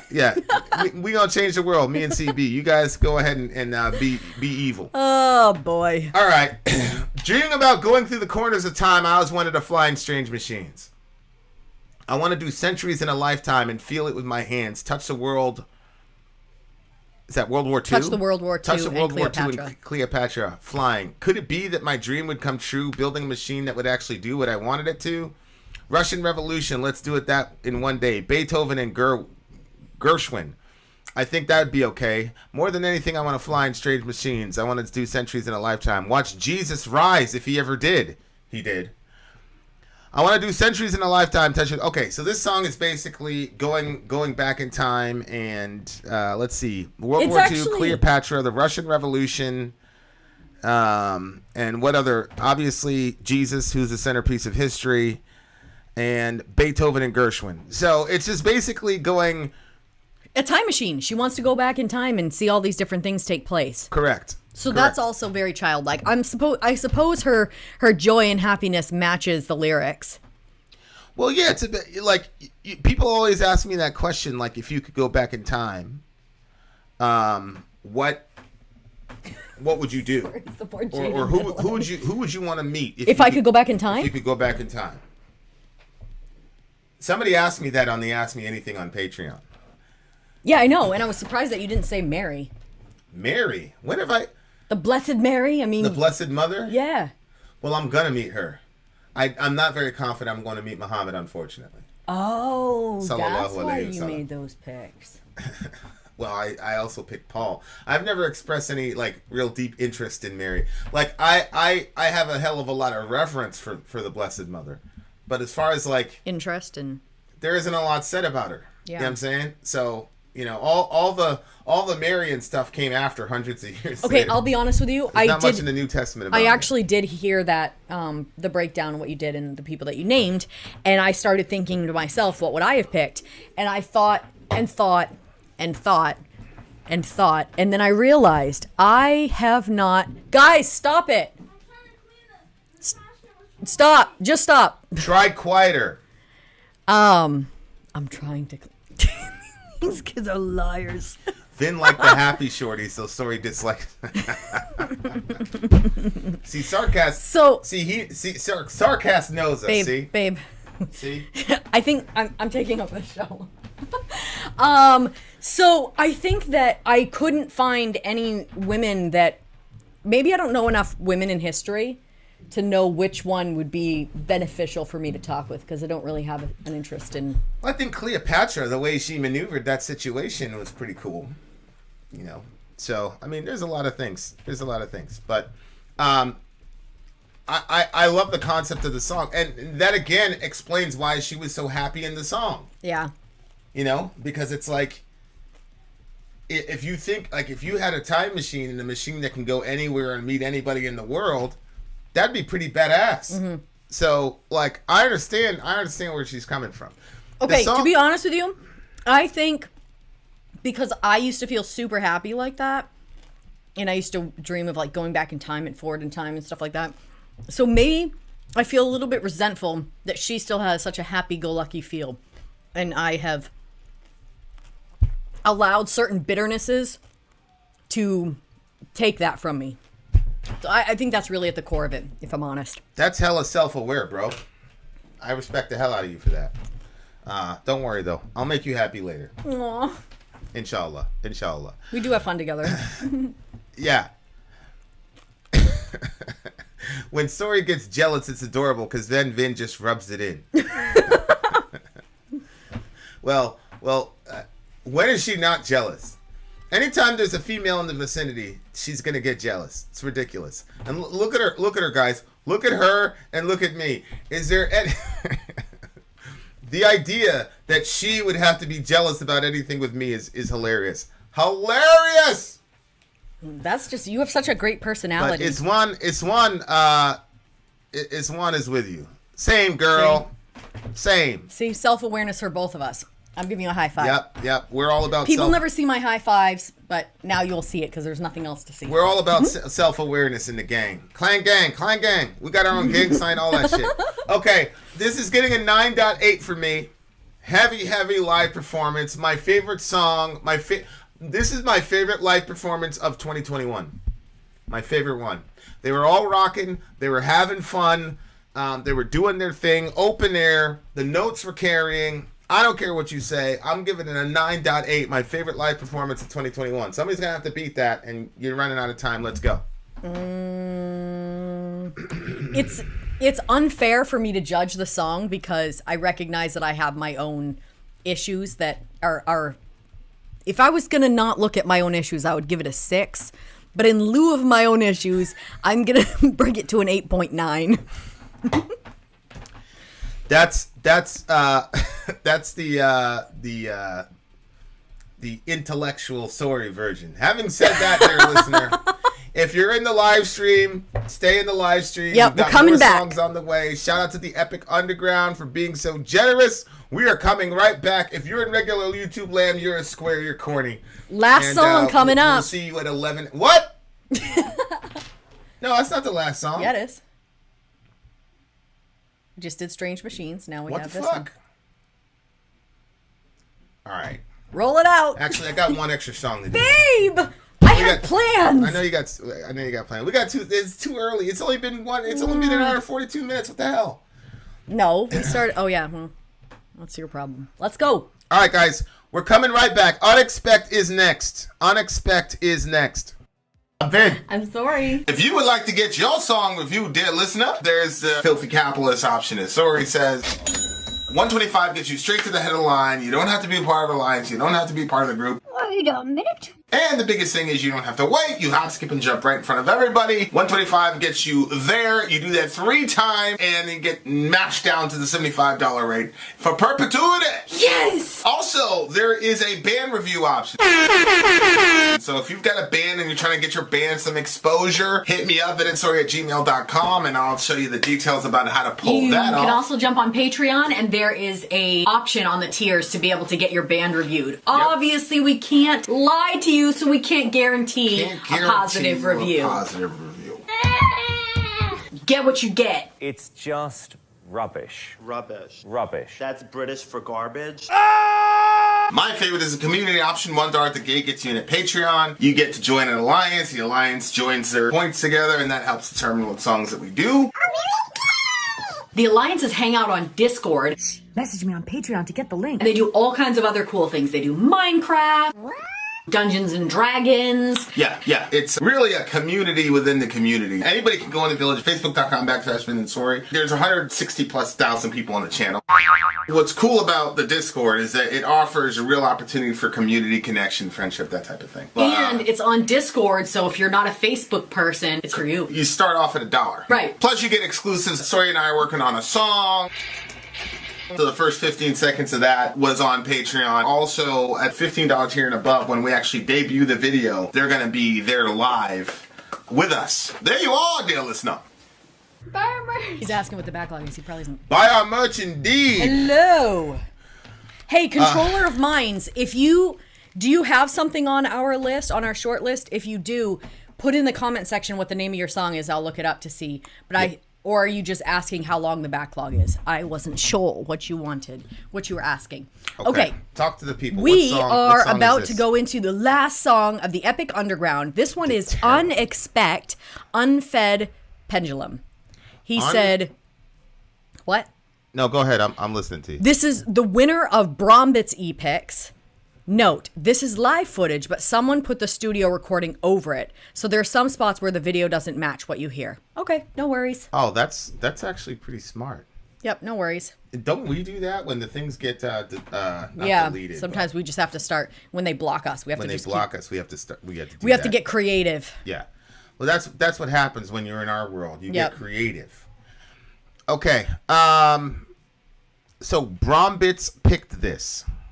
So Brombits is the guy in the alliance. So remember, as we said in the commercial, you get $1 at the gates gets you into an alliance, and then the alliance determines what songs they pick. And sometimes they can save up their songs and do a DJ stream. A DJ stream is when we do at minimum 4 songs, and we do them back to back to back on a live stream together. Okay.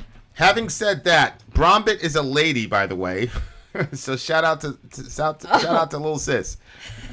And Unexpect is one of Ben Webb's favorite bands ever. So this should be good, guys. This should be good. And Sarcast is in the house, which always makes me extremely happy. One of my favorite people on the planet Earth. And let's go.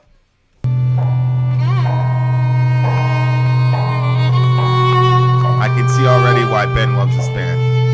I guarantee you she's not going to be smiling, Sori.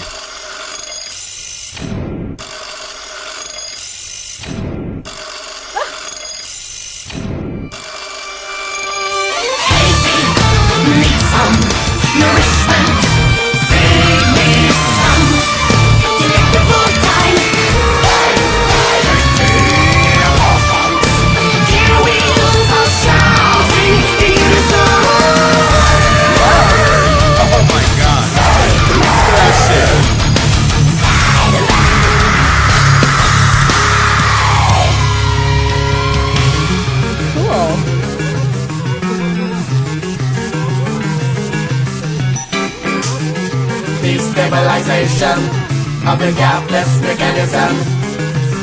Complete. You must be aware that I tried to pass your mouth. Elements supreme. Carry on. Don't if you are it. Holy Springs. The sinner stands on. The stealing wings.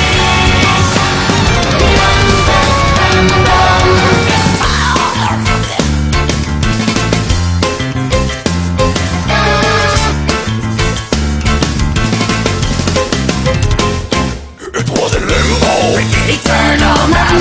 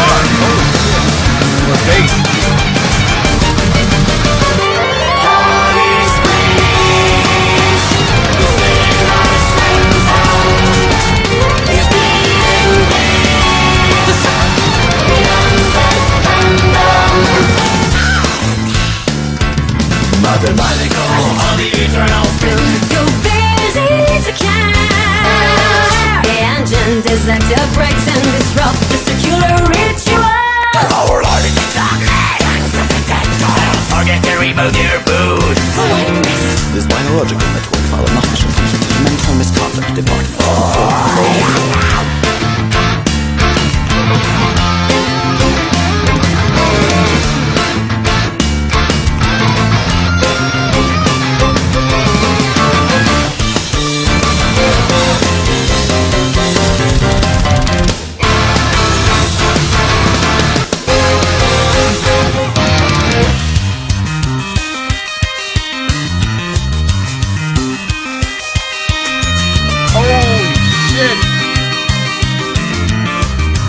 Okay, we don't usually do this. But are you guys seeing the shit that I'm seeing right now with this fucking basis right now? Are you seeing what I'm seeing right now? Sorry to interrupt. We usually don't do that, but holy shit!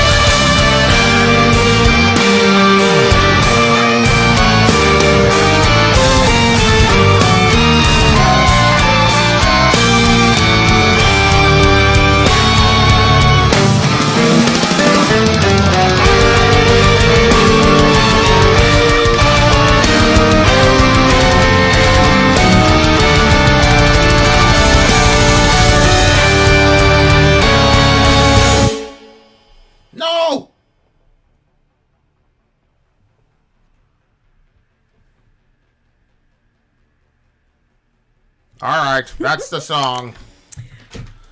That girl. Interesting band. That girl was metal. Yes. See, okay, so do you like that one because Yes. the girl looked metal and she was miserable and she wasn't wasn't really miserable. She was enjoying the song too. Yeah, but it was it was like a more mature enjoyment. It wasn't like a child at a playground. Yeah. So did you like that one? Mm-hmm. You loser. Don't call me a loser. Okay. This was way before If You Get Igor vibes because Igor had some clear influence. I thought it was pretentious. That's what Daniel says. What? Well, Daniel, what do you know about it? Yeah. Just a 14-year-old kid. You're just a child. That guy's guitar was older than you. You realize that? What do you know about it? What's wrong with you? Hurting people's feelings and shit. Yep. You should be like me, who's always nice to people. That's sarcastic. He'll tell you. Tell the truth. Okay. Anyway, do you know what the lyrics are about? I am a big fan of this pick set from the Epic Underground. I'm really, because this has been the most, first of all, none of the bands were American. And it was all, I say this over and over again. The way that we designed our system was for us to be able to have a sustainable channel and get introduced to new music. When we first started the channel, everything was new to Soraya because she'd never heard metal. I thought I knew metal, but I literally only knew 2 or 3 bands, not genres, bands. So we've done over 2,000 songs, and so how do you maintain the freshness of a channel while at the same time delivering what people want to see and hear while making it sustainable? And so the alliance system was designed to deal with all of those issues, and so it's worked. This pick set from the Epic Underground, like, it's no disrespect to anybody, but it's literally exactly what I designed the alliance system to do. And so I'm really happy with these picks, man, because it's lunchtime. For Daniel. It's lunchtime. Bye. These picks were just avant-garde. I liked all the songs except for that one. Yeah, that one was. And that one intrigued me. But all of these songs are challenging. It's not your regular 4/4. That is a good word to use for the stream. Yeah, it's you know, and it's a brave thing to be like, okay, we're gonna call you up to something higher. And again, I don't want to, like, I'm not dissing anybody. I'm not dissing any reaction channel. I'm not saying that.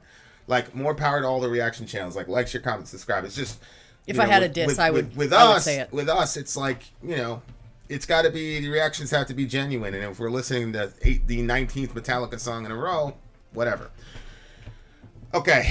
Shout out to Tina, by the way. Tina Benina. Yeah, it did sound like a crazy circus, right? CEB, you crazy, boy. I used to talk all this shit about rap when I got into metal when I was in the Bronx. I used to talk so much shit like, oh, that's because we actually play instruments. We don't, oh, really? Oh, yeah. All right, let's look at what we're looking at lyrically here, because there's a lot to unpack. Hazy needs some nourishment. Feed me some delectable time. Feed me tasty impulsions. Gear wheels all shouting in unison, feed me! Destabilization of the gapless mechanism complete. You must be aware that I drag the past, grab your map and reign supreme. I swing the currents, hypnotize, carry on. Don't ignore me. Hull is breached, this inner sanctum is bleached. The unfed pendulum is starved. It was in limbo, doing the eternal mambo, and screamed and I screamed for lunch. Not a tick, not a talk, not a tick-tock snack to be found. Where was the cuckoo? El Tagnid said Salugia. I don't know what any of that is. Okay. Numbers on strike? Huh? Numbers on strike? Wait, they're talking about a clock, but the numbers are on strike? Yeah. Where was the cuckoo? The pendulum, pendulum, it says unfed pendulum. So, in the clocks, they had the pendulum thing. So it's a way of saying time stands still, I think. Right? Like, yep. That's what's happening. All right, go ahead. Keep reading the lyrics. Numbers on strike. Hull is breached. The inner sanctum is being bleached. The unfed pendulum is starved, mathematical cartilage of the eternal spin, too busy to care. The engine disintegrates and disrupt the circular ritual, devour life, feed the clock, me, dance with a dead corpse, and don't forget to remove your boots. Politeness. This biological network filed an official complaint at the Mental Misconduct Department on floor 404. File not found. Had a hectatomb of a wavering signal slipping between the keys, being nothing more than a presence on hiatus, waiting from some inputs vacuumed by life. But my life is safe. Emptiness took my hand to ease me. Imagine stillness, but even slower. Immaterial message. Picasso of the cortex. I'm sorry, that was massage. Picasso of the cortex, motions vibrating between the inaccurate time spheres. I move on the bomb of my memories, squeeze the motives tormenting this surface. Wow. Okay, I think that this is a really interesting way, if I've read this correctly. It's a really interesting way of talking about how time affects people and how time and memories work together. Yeah. The inner sanctum is being bleached. The unfed pendulum is starved. The inner sanctum is being bleached. I think it's when like when people try to remove memories and forget about things, but in a sense you're trying to just bleach it, try to stop time, trying to starve it out, blah blah blah. But it's coming. That makes a lot of sense. This is how, when I get in a mood to write, this is how I write. Yeah, I was gonna say, like, you write. This is how you write like this. Yep. You really do. Given some of the lines, okay, so here we go, which are pure nonsense. Taginist said Saliga. It's just nonsense. It's just. I don't think it is, though. I know that the band is saying that. No, that's not the band. Oh, someone else says that? This is the Metal Archives. Okay. Which is I don't think that's true. I think that sometime when you have writing that looks kind of avant-garde, or it doesn't look like it really has, it just kind of looks like chaos. I do think that, we talk about your multiple consciousnesses or whatever. Yeah, but sweets, if this was a real language, it would pop up on Google. What do you mean a real language? Oh, that phrase? No. No. I don't know about that. That's what I'm saying is made up. I thought you meant all these lyrics were. Yeah, no, I don't think that the lyrics are gibberish. I think they're very hard to understand. Whatever. Like, but I don't think that they're gibberish. I mean, I have my interpretation. What is it? I told you, it's the way that time works with yourself, works with memories, works with the past, trauma, all that stuff. I think it's not a tick, not a tock, not a tick-tock snack to be found. Where was the cuckoo? Like, the cuckoo comes out when the clock moves. The cuckoo's not coming out. Like, I had to stop the video in the middle of this dude, like... when he was doing that shit with the bass, like, this shit was ridiculous. It's gotten ridiculous. I saw a meme. It was like a 28 string bass or whatever and shit. Like, this is super genty. You know what I'm saying? Like, well, does it really make a big difference on the sound? Oh yeah, I mean it does. I know that my mother's 12 string. There's way more dynamics. Way more dynamics. For I see the beer there. It's all good. There's way more dynamics the more of those that you add, so it works. But what that guy did, and the thing is, it wasn't pretentious bullshit either. It was real. It was it made it fit in the song, because we reviewed, it was a couple days ago, some prog band, and I mean, it was just a bunch of disjointed, but it was like, oh, look at me, look at this scale, but like this guy with his bass, like what he did was really, really good, and it fit into the song. I just think that these guys are superior musicians. And the way that they like moved their bodies and stuff, that kind of looked mechanical. Yeah. I don't know. I liked it. And it seemed like a circus gone bad. It reminded me a little bit of that band, Raven. Yes, Black. Raven Black. Yeah. Shout out to Raven Black. Yep.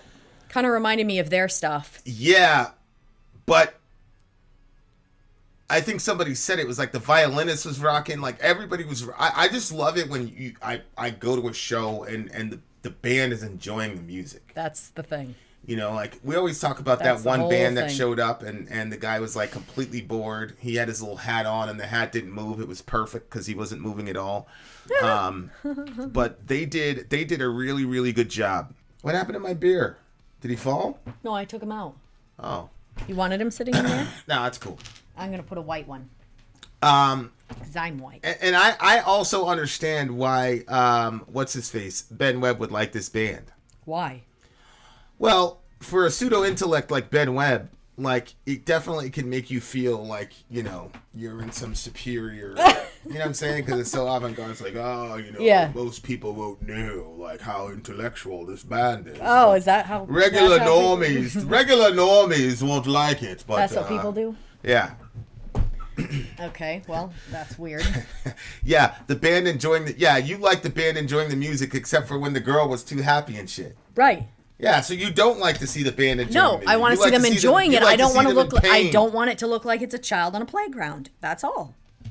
It's metal. I mean, you have to have a little bit of aggression in there. Okay, keep going. Oh my God! Shots fired at Ben Webb. So How is it shots fired? Soraya has a black shirt on. I have a green shirt on, and Ben Webb is a pseudo intellect. We all know that. Shout out to Ben Webb. Love you, buddy. Yeah, this is a band. Okay, here's what I'll give you between the previous band and this band. I would much rather see this band live than the previous me band. too.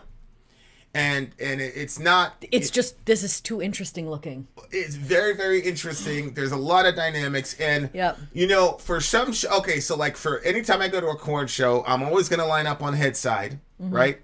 And I'm just gonna hang out with, you know, and you know, if Jonathan comes over, great. You know, sometimes once in a while, Monkey will come over, whatever. I'm always gonna line up on the head side because, you know, that's my guy. I love him, and I just love what he does on stage, right? Slipknot, I always line up by where Mick is gonna be, Yep. right? You know, Slipknot, I line up where Mick is gonna be because I love seeing what he does live. This band, you don't really know where to line up. Are you gonna line up by the violinist, who's a badass? You know, No, I'm lining up by the singer. that violinist. Well, the singer goes all over the place. You know what I'm saying? The singer's usually in the center, but She like was the in the center. violinist is a badass. The guitarist is a badass. Yeah, I see what you're saying. The bassist is crazy. Like, I would much rather. Whereas at the previous band, I just line up where the girl is. You know what I'm saying? Because the girl was fun and all that. But like this band, everybody is crazy. It's just unbelievable. Really, really, really good stuff. All right, so what do you give it? I'm obviously generically pretentious too, as I like this, right? So Amy Lee liked a band and a song that Ben Webb liked. I'm just putting that out in the record. Interesting. I would officiate that wedding. Ben, you should really reach out to Amy and shoot your shot, bro. Just don't say anything gross, okay? Okay. Metal can also be melancholic as fuck and symphonic, etc. Well, add some organ. I told you to add organ to that tremolo part, you bastard. told you to. Add it, bitch. Okay. I'm gonna give this song a 9.9. I think they ended very, very, very strong, and I think that these picks were. Don't say anything gross. This will never work. Well, don't say anything gross At initially. first. Ben, initially, let the girl, you know, get to know the real Ben before you start doing all the gross shit. Stop with your matchmaking, you suck. He would burn all of my Evanescence records. You never know. Yes, He may not. This was my highest ranking today, I believe. I just love this song. I felt like it was a risky pick. I also felt like it was a risky pick to It's put last. absolutely, yeah. And I just, this has been the most like I said at the beginning, this song selection list is the entire reason we came up with the alliances in the first place. Now, I'm just saying, for future reference, if you're part of Alliance, because we're going to be doing an Alliance week pretty soon. If you're part of an Alliance, and you have a bunch of mainstream American bands on there, don't feel bad. I'm not sneak dissing you. I'm just saying this is the type of shit that I really, really like to see. So it's things that we would not have the opportunity. Like, let me give you guys an example. So we listened to an Ethiopian black metal band. Mm-hmm. I don't even know the name of the band. They wouldn't even produce lyrics for people when they were asking for them. Right. But last night, Sori and I just sat out and chilled out for an hour straight, just listening to that record front to back. Yeah. And it was such a great experience. So. And it was so weird because the time, I don't know what, there was no, time didn't exist or something. It was the weirdest thing. Yes. Like. Yes, exactly. I don't even know. Like when everybody's completely sober, there's no nothing, and you're just there listening to music, and it takes you on a ride. It's just such a bizarre thing. Yeah, that's what I'm saying about like things like DMT and things like that. Like there are other ways to get to those portals. You know what I'm saying? And somebody was saying it yesterday. Because remember I told you like why, like why would God be against that in the Bible? Because the word for sorcery is not like sorceros. Yeah. It's actually pharmakia. Because people would get in these altered states of consciousnesses or whatever, and it would open them up to what I believe are different dimensions, or what the Bible would say is, demonic influence, whatever. They're the same thing to me. But and I was speculating that God would be against it because it's kind of like a shortcut. It's a shortcut to that interdimensionality that you're only supposed to get via relationship, not via chemical. And so yesterday, while we had this Ethiopian black metal band as our soundtrack, it was awesome. The lights were off, and then we had the northern lights on the projected ceiling. onto the ceiling. Yeah, and there were like two of them, so they had like a 3D effect. Yeah, it was just unbelievable. I'm gonna set it up better tonight because I'm gonna separate them because then you can see the colors changing. Yeah, and I'm actually gonna go out to try to find a novelty store. Yeah. In Portland and really like go crazy. Yes, that's such a great idea, a grand idea. Yeah, and my point in saying that is that came about because we're listening to different music that our friends have given us in the channel. That's the entire point of what I'm saying. So the point is, guys, thank you guys so much. That flower gave your look some edge, Vin. It's a little tiny pink teddy bear. Yeah. So anyway, this is just really, really good stuff. Gave it a 9.9. I love the stream. This has been the most avant-garde stream. And like next when people say like Patreon, blah blah blah, I'm just gonna send them to the stream. I'm gonna say this is what we did. Yeah, this is what we did. Seriously, because sometimes I consult with people, but like this is the definitive reason we have the streams. Go ahead. Okay, for me, this one's a little bit difficult to rate. I loved the lyrics. I loved the choppiness of the lyrics. And I firmly believe that I'm correct about the lyrics. And I wouldn't believe anybody except for the band. And even then, I think Vin might have paid them off to lie to me. So I liked how crazy the band was. And it wasn't necessarily... So there's beauty in symmetry and there's beauty in, every movement making so much sense. But I also think that there's beauty in chaos if it's done correctly. And I feel like that this band was able to grab onto that. And they took something that was totally unique, totally different, and really went with it. And I can appreciate that. Yeah. It wasn't necessarily my favorite sound. I wasn't like drawn into the sound, but I was completely intrigued by the visuals. And so I think that I'm going to have to go with a 9.8 because of all the factors and everything being factored in. So Okay. Well, that's still good. There you are, dear listener. Another stream in the books. If you, dear listener, are in the stream, stay tuned. We've got a bonus song for you. If you're not on the stream, then do whatever you do because you're corny, and there you are. Okay, guys, we got Vin out. Sori out. Gone. Hey, guys, we got a bonus track for you guys. It's called Murder Sermon. Whoa, there's Kai. Kai says, I had a spiritual experience at the Amorphous live show tonight. I sent you my answer in your email. Okay, I'll check my email, Kai. Thank you very, very much. Oh, yeah, that's right. And I'd like to know about your spiritual experience, too. That's pretty crazy. Okay, guys, we got one more song. We got a bonus song for you guys. The name of this song is Murder Sermon by the band Whitechapel. Stay tuned.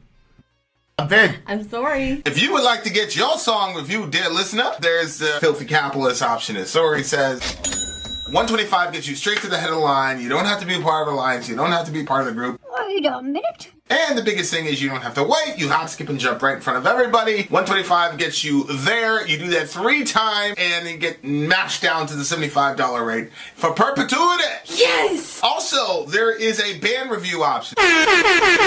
So if you've got a band and you're trying to get your band some exposure, hit me up at itsori@gmail.com, and I'll show you the details about how to pull You that off. can also jump on Patreon, and there is a option on the tiers to be able to get your band reviewed. Obviously, we can't lie to you, so we can't guarantee a positive review.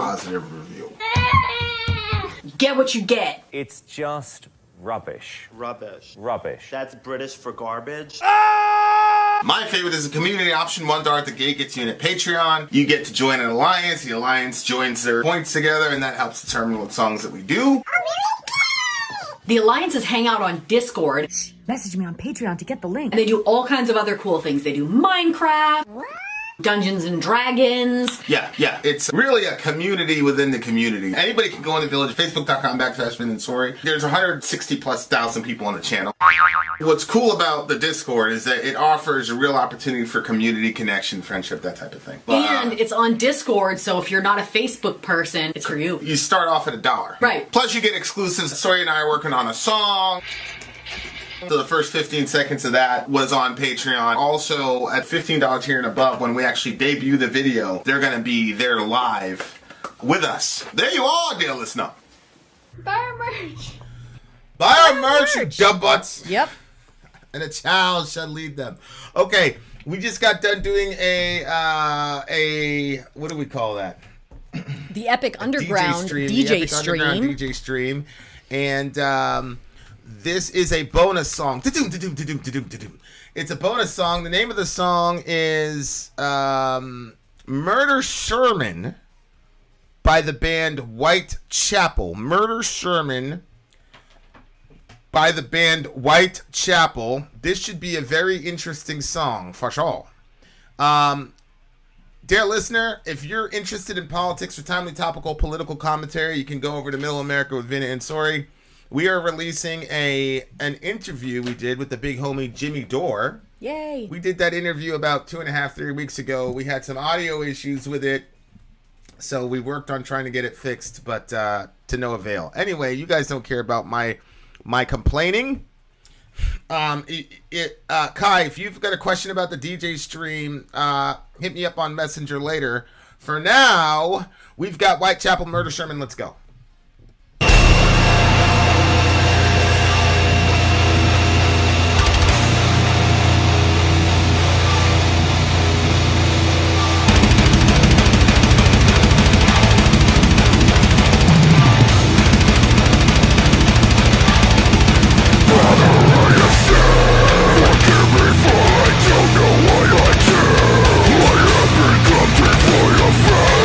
I am devoid of faith.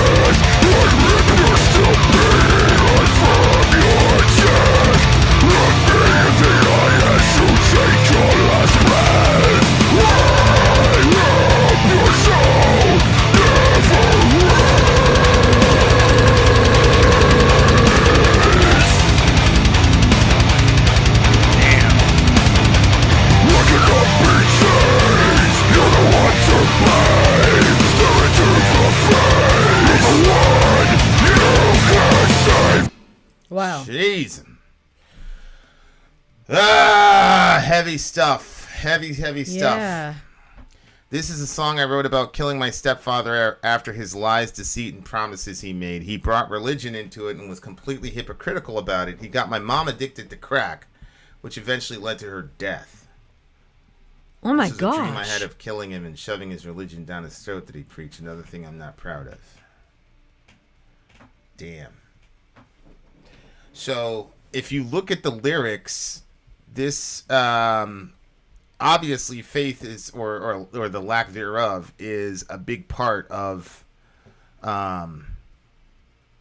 this song. Oh my gosh. Especially the first half of the song, where he says, I have sinned, forgive me, for I don't know what to do. So, this is, in Roman Catholic parlance, right? This is when you go to confession. When you sit down, you say, Father, forgive me after I've sinned. And then, the priest says, what have you done, my son, blah, blah, blah. And then the guy confesses, and then the priest says, okay, do, 8 Hail Marys or whatever. So it's also a flip of, when Jesus, forgive them for they don't know what they do. Right. Because Jesus says, Father, forgive them, they don't know what they do. And he says, forgive me for I don't know what to do, which is probably in the same area, right? I become devoid of faith. I am devoid of faith. As I mutter these words. One thing that's interesting about that intro is he says, Father, I have sinned, which is a prayer, right? Well, is it his prayer, or is he talking to the? Well, again, well, why confess to the priest? Wouldn't that be because you have some bit of faith? Like, why do that? Oh, yeah. So well, he's saying, the whole I believe help my unbelief thing. Yeah. So he said, I am devoid of faith. But I think a lot of times we think that we're devoid of faith or there's literally nothing left. But the fact that you're thinking, holy shit, I'm devoid of faith means there is still a bit of faith that makes you say, holy shit. Right. Right. No, But anyway. I agree with that. So he had a dream where he was able to kill his stepfather, who he blames for his mother's death. And that he was part to blame for that. I mean, she made her own decisions, but he introduced it to her. No, 100%. Especially as a religious guy, as a man, you're the head of the household. You're the head of the relationship. So you can't do the whole hey. Yeah. You can't do that. Right. Like, if you're gonna take the whole hey, I'm the leader and the man is the leader, great. Then you need to take accountability when shit fucks up. Yeah. Otherwise, I bet people look at you and think that you're like one of those type of dictator leaders, but you're not. But I will take the most blame if something goes wrong here. Yeah. Yep. Because 100%. I'm the leader of the house. So whoever is the leader, you get the blame. That's how it goes. So I will say it was the dad's fault for sure. Again, if what he's saying is right? We don't know the situation, but anyway. As I muttered these words into his ear, his hypocritical eyes show me the origin of fear. Suddenly it seems he has lost all faith in the one whose faulty life he helped erase. Wow. Now that's interesting because, that's him. That's talking about his mother. Then I'm assuming. Oh. He's lost all faith in the one whose faulty life he helped erase. So that couldn't be God, right? Because he can't erase God. But it would be his mom because his mother died of a crack overdose, I guess. I thought he was talking about him. Like, he lost all faith in the guy that's singing. Like, he has no faith that he's going to protect well, remember, him. the guy is killing him. The guy had a dream that he was killing him and he was shoving a crucifix down his throat to kill him. So in this dream, he's got his hands on his stepfather, right? Mm-hmm. And as I mutter these words into his ear, his hypocritical eyes show me the origin of fear. Suddenly it seems that he has lost all faith in the one whose faulty life he helped erase. So when the guy tells the background for the story, it was his mother who died of a crack overdose, and he blamed this guy for it. So it's this guy in the dream is coming to the realization that the mother's dead. Yeah. So he probably whispered into her ear, my mom's dead and now you're going to die, that type of thing. So that's what it looks like to me there. He tells me that he can make things right. See? The very next line is, you can make things right. I take his inverted symbol of everlasting life and brand it on his flesh in between his eyes. This is a cold-blooded crime, but it just feels so right. The upper hand is mine and so is his life. So, he's taking revenge on behalf of his mother because this guy introduced crack into her life, and he did it under the guise of, you know, the Christianese shit. You know, he found someone, which again, you know, people ask me, this is one of the things that I forgot to answer in the Ask Me Anything. People said, how has this channel changed your view of things or whatever? And so I gave an answer. But the other thing that really struck me on this channel, when you talk about unbelief, the standard response to atheism, particularly modern atheism, is Romans 1, which says, although they knew God, they did not glorify him as God, but proclaiming to be wise, they became fools. And because of this, their foolish hearts were darkened, and they're suppressing the truth in unrighteousness, because they did not honor God, nor did they give him thanks. So the trigger sort of immediate response to an atheist is to say, no, you really do believe in God, you're just suppressing the truth in unrighteousness. That's what Romans 1 says, right? That and that was sort of my standard like instinctual go-to. Anytime I hear about an atheist, I'm like, oh, you're just suppressing the truth in unrighteousness. But then I get into the channel. And this then is true. This is very true. We meet all these atheists. Yeah. Now, some of them, that's just true. Right? Yep. Some of them that's just true. There's nothing they'll say, oh, they'll complain about evidence of like, oh, there's no evidence for God. And I'll say, okay, what constitutes evidence? Well, I don't know. Okay, so you're complaining that there's no evidence, but you can't even define evidence. Okay, you're not an honest actor. But there are people, I always bring up Ian, etc., that are genuinely, in my mind, from my vantage point, genuinely seeking, but, there's a lot of difficulties to overcome for a multitude of reasons. But what almost never gets talked about in evangelicalism when it comes to atheism or whatever, or unbelief or whatever, is Romans 2. Because in Romans 1, Paul is dealing with garden variety, pagans, Gentiles, whatever. But in Romans 2, Paul is dealing with religious sinners. And so there's that famous line where Paul says, God is blasphemed among the Gentiles because of you. That's right, yeah. So one of the reasons for unbelief in Paul's mind, especially in the book of Romans, one is, you're suppressing the truth and unrighteousness because you don't want to live under God's law, because you want to do your own thing. But the other is, this person is an unbeliever, a blasphemer, because religious people misrepresent God. You see? Yeah. So what do evangelicals do? One puts all the blame on the unbeliever, the other puts the blame on the religious person. Now, if you're the unbeliever, Romans 1 is for you. If you're a religious person, Romans 2 is for you. But what do we do as evangelicals? It's the fucking unbeliever's fault. We did all this shit to people. We're horrible to LGBT people. We're horrible to everybody on the planet. Fuck everybody. But the reason the person is an unbeliever is not because we're terrible Christians. No, dear listener. It's because they're suppressing the truth and unrighteousness.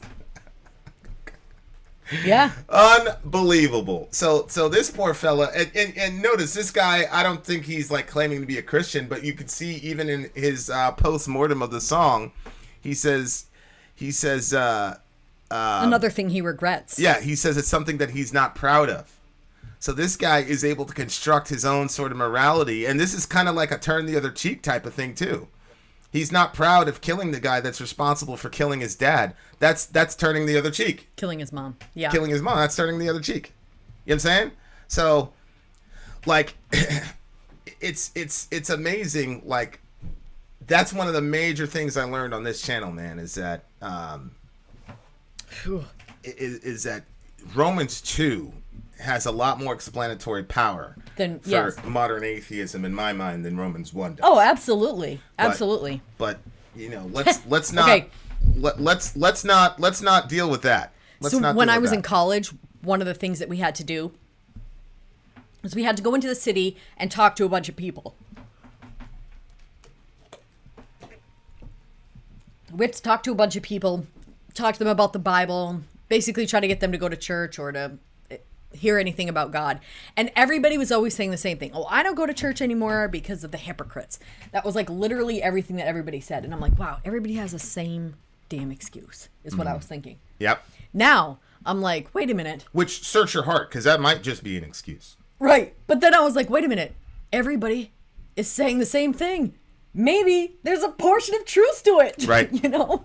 Right. And obviously now, because of my experiences and a lot of people that I've talked to, I see that, you know, in some cases that is the truth. You know, they've been very hurt by all that. But at the same time, you know, there are some things that, well, it depends on the church, but you know, sometimes, like, you know, when you go to the gym, it's very uncomfortable, blah, blah, blah, but you go because it's necessary for you. Yeah. And you can't let the other people and what they're doing affect your workout. I mean, sometimes we go and there's literally people on their phones the whole time. It's like, why did you do that? Did you just want to say you went to the gym? So they could take a selfie at the gym. It's like you weren't working the whole time. So, you know what I'm saying? Yeah. So I think that there is truth, obviously, but I think that, I mean, there's hypocrites with everything, you know, like everything kind of has people that are not doing what they're supposed to be doing. So I don't know. Anyway, carry on, now, babe. Daniel is 14 years old. Okay. So he's doing a lot of hard thinking for a 14-year-old. He says, I cannot accept a God that allows life-ruining conditions on innocent infants. He's either not all powerful or not all good. Now, Daniel, let's say there's no God. Who cares if innocent infants die? And what does innocent mean? Innocence has to do with a person's relationship to guilt, and guilt has something to do with a person's relationship to some kind of law, right? So where do you get the term innocent? And why is being an infant important? It seems like you're saying that because the person hasn't contravened any specific law, that they don't deserve to die, and that dying is a bad thing. Why is dying a bad thing in your worldview? If you're just a collection of accidental atoms that somehow generated life and consciousness from matter, if that's the case, then what's wrong with you dying or living? It's like one of my atheist friends says about death. What were you thinking before you were born or before you were conceived? Nothing. So if that's the case, you're speaking about human life as if it's valuable. And you're using terms like innocent and guilty as if there's an objective standard for what makes a person innocent or guilty. Mm-hmm. And you're picking the term infant, right, to exacerbate something, namely that this is a small defenseless person and they're dying. Why is it bad that small defenseless people die? Where did you get that idea? Furthermore, you're saying you cannot accept. You didn't say I can't believe in a God. You said I cannot accept. That's true. I think that's a very honest take from your part. Yeah. Because you're not saying I don't believe. What right. you're saying is you can't accept. Right. Okay, well, that's a different story. Fifthly, this is a false dilemma. A false dilemma fallacy is when you have only two options in a situation where there is a third option, right? So he says either God's not all powerful or he's not all good if bad things happen to people. Not realizing, Daniel, that it depends on how you define the word good. Mm-hmm. Exactly. So, for example, in most situations, most people would say a state of well-being is good and a state of suffering is bad. Mm-hmm. But when I'm doing a plank, I am suffering. Especially when you get to the 3-minute mark on a plank, I'm suffering. Because I know right after that, I got 31 push-ups I need to do directly after that. I'm suffering. Is that suffering good or bad?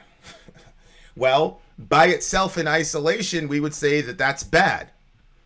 But when we talk about the goal that I'm trying to accomplish, the suffering is actually a marker for something good. Mm-hmm. Same thing with a woman in pregnancy. I was just watching this clip from this guy, and his wife never takes any of the pain meds. She won't do the epidural. And the husband says, why are you doing that? And she says, because the pain is valuable, and the more intense it gets, the closer I am, I know that the baby's coming. Mm-hmm. And I don't want to lose that. And so the suffering that comes along with childbirth is real, and it's severe, and it's worse than dying. I mean, that's scientifically proven. But every mother on the planet, if you said, okay, you could trade your kid for this, for that pain, they'll laugh at you. Mm-hmm. They'll say, no, I want the pain. And that's why you see grown men in the NFL crying after they win. They're not crying because life was treats and crumpets for them. They're crying because they were all grinding. They missed time with their wives. They missed time with their kids. They got injured in the season. They got yelled at by the coach. They got slammed on ESPN. It's all the suffering that they endured. They haven't been able to eat everything and anything they want. All the suffering they endured culminated in this great victory. And and they'll all tell you it's a suffering that made the victory so much more sweet. Mm-hmm. So that when you get a guy like Derek Jeter, his first year as a professional, he wins the title, and he said, "Yeah, I just got used to it. It wasn't until I had a gap and we kept losing that the next title was special." Oh wow, yeah, I can see that. So this is a false dilemma where it says, look, if there's human suffering, either God is all powerful or he's not all good, or he has a plan to bring goodness through suffering, and it's not like that's just some abstract idea, because we have literally millions of examples to where people who suffered says, I had to suffer. Otherwise, I wouldn't have been able to do X, Y, and Z thing. No, that's true. And as That's I say true. all the time with the problem of evil, everybody talks about how awesome this community is and all the rest of it. What has brought us all together?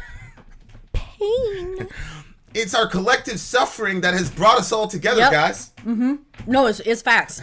Right? Like, metal music is not about human happiness. Most of the time, metal music is about shared human suffering, and that's how we all found each other.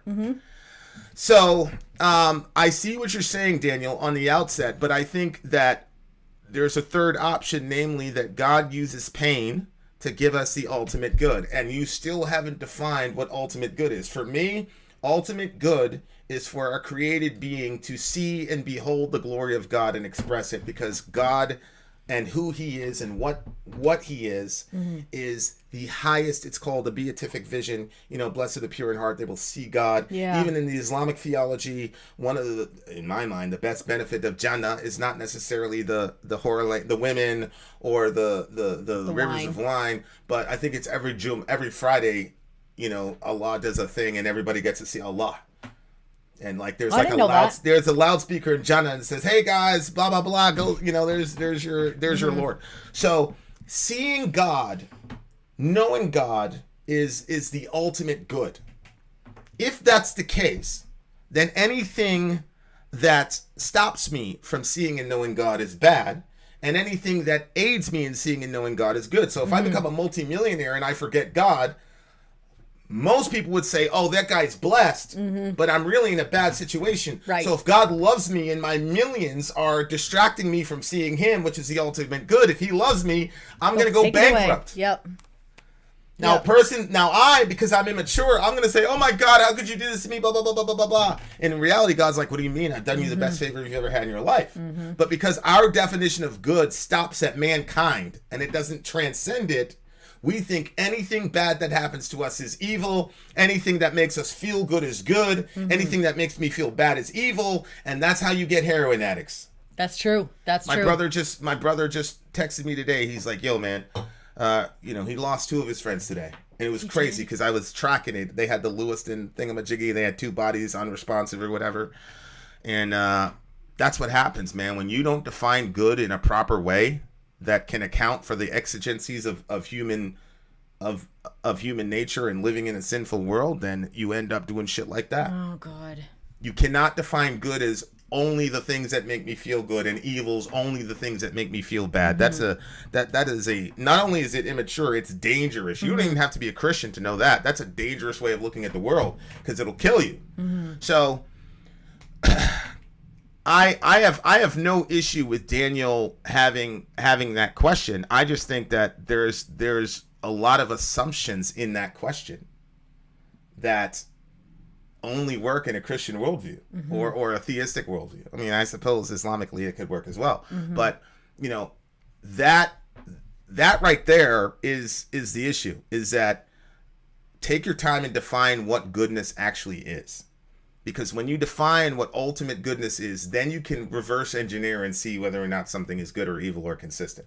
For my mind, beholding God and knowing God, and being we talk about like being pulled into the storm, right? The storm of the Trinity that's been going on for eternity. That is the ultimate good. It's the ultimate high. And I've had a lot of great mountaintop experiences, but I mean, being in a room of Christians and we're just worshiping God, like there is nothing. I wish and I've been to rock shows where everybody's like in unison and we're holding up the camera and all that, and like everybody's like one for that, and that's a special. But there's nothing like being in just a room of like 10, 15 Christians and just getting right in there with worship. Just getting right in there with worship. There's nothing like it. There's really nothing like it. And so again, it all depends on what you're defining as good. It'd be naive to say that people always benefit from suffering. I didn't say that people always benefit from suffering. What you said was that if there is suffering, that means that God is not good or he's not all powerful. And what I said was that that's a very simplistic way of looking at the world, because there are millions of examples where people's suffering has worked for them something better. On top of that, Daniel, is you have to account for human sinfulness, because all of us are pretty much calibrated on Hitler and child molesters as far as like God should punish those people. But then when it comes to the shit that we do, God shouldn't punish those people. God shouldn't punish white liars. God shouldn't punish people who watch porn. Only punish the people I want God to punish. So then we get put in this crazy situation where God now has to justify himself because something bad happened to sinful people. And I'm saying this as a person, you guys know my story. A lot of bad things have happened to me. But the fact of the matter is God doesn't owe me anything except for wrath and judgment. That's the only thing God owes me. And that's the only thing God owes you, Daniel. That's the only thing God owes anybody.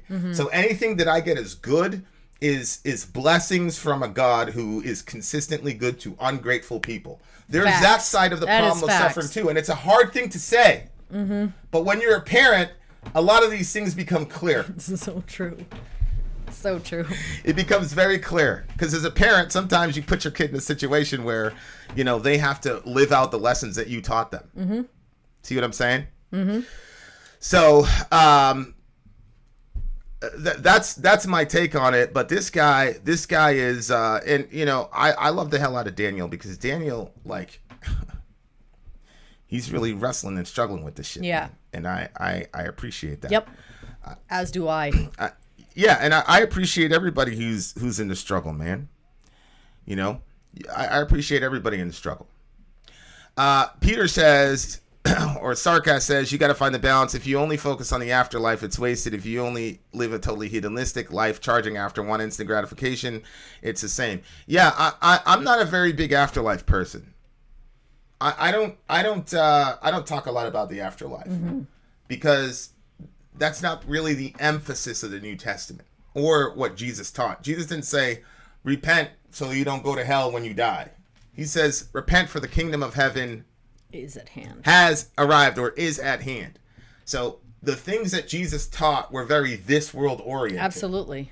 It's only people that are living in a nice, comfortable environment that can do the whole, let's just wait till we get to heaven thing, because you don't have the urgency for stuff to change. But I think Sarkast's point is very well taken, is that if you're so focused on the afterlife,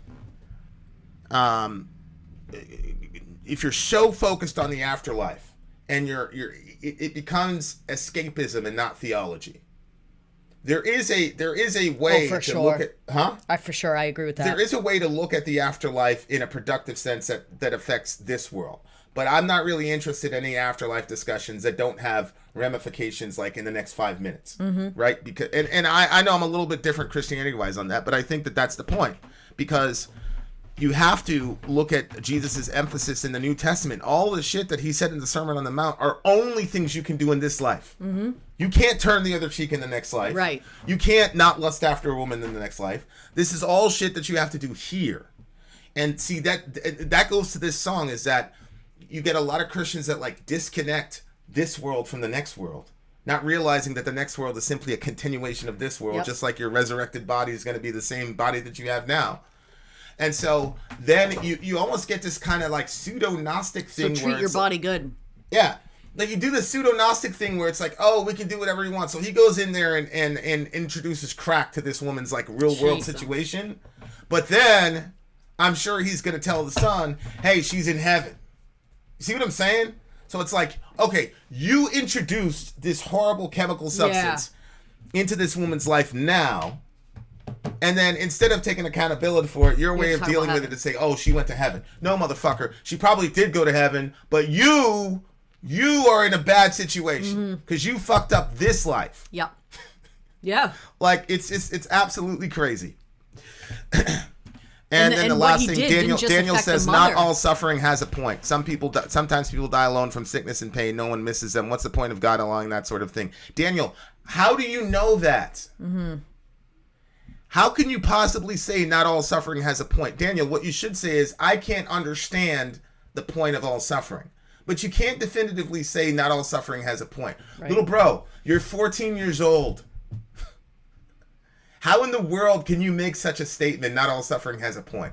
How many times have you been outside of your city? Like, I'm not mocking you at all. I'm saying, I'm challenging you. Think about this. How can you make these definitive statements about this? It's the same thing you said about evolution and morality yesterday. You're making a lot of really definitive statements. And I just want to know, like, how did you come to this conclusion? Okay. So that's my shot at it.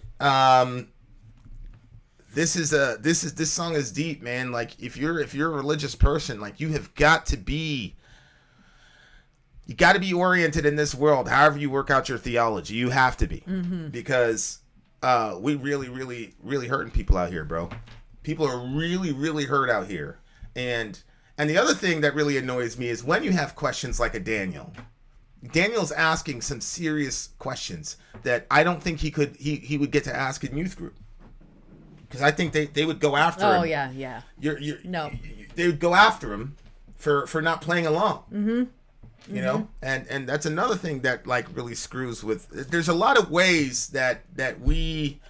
And obviously, we feel it a lot more because, you know, we're on camera all the time and all the rest of it, so we hear back from... You know, and a lot of times it's positive, like, hey, if I'd have been introduced to this version of Christianity. But a lot of times it's like, you're a fucking horrible Christian, blah, blah, blah, blah. You know what I'm saying? And you have to kind of take stock. And I've adjusted, Cassia, a conversation with Cassia has adjusted how I engage certain topics.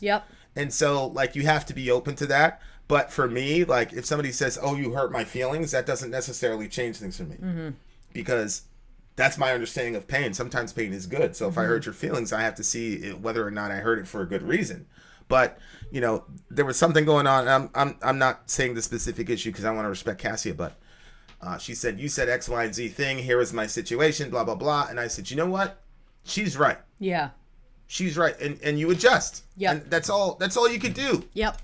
That's all you could do. So, you make those adjustments. As a Christian or whatever religion, you have to make those adjustments. And I don't sit there and obsess over it, but if somebody's making a legit argument, same thing with BM Fan. He's like, have you read any Marx? How are you talking all this stuff about Marx? You never even read him. Okay, that's a good point. Yeah, and then you did. There's no reason to get defensive about it. He's right. You know what I'm saying? So I would just push that out to the Christians or anybody religious in the world. Like, you have to be a good...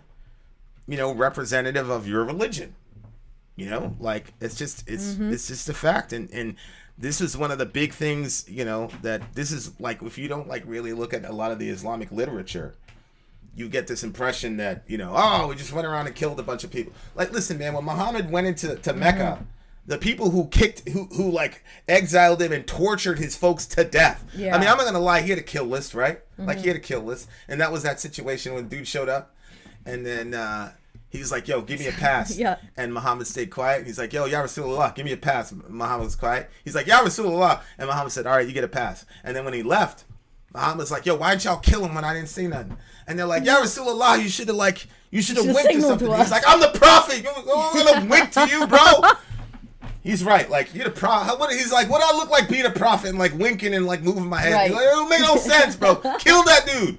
Okay, but aside from that, when Muhammad went into Mecca, he said, what do you think I'm going to do to y'all? after all the bullshit y'all put us through. And they said, you're going to do something good. You're going to do good. And he said, because they're like, we know you to be a good person, because he came in 10,000 deep into Mecca. He ain't want no smoke with the homie. Shout out to Muhammad sallallahu alaihi wasallam. They're like, Hopefully yo, he'll be they're like, merciful. we know you're going to do good. And he said, I will treat you like my brother Joseph treated his brothers. You know, Joseph. Oh yeah. So he basically pretty much gave out a blanket forgiveness, and wouldn't you know it, a bunch of Meccans converted to Islam. Now, did they have a choice? Kinda no. Not really. But my point is, Muhammad was very, very cognizant of the fact that you have to if you're a representative of your religion, you got to be top-notch character.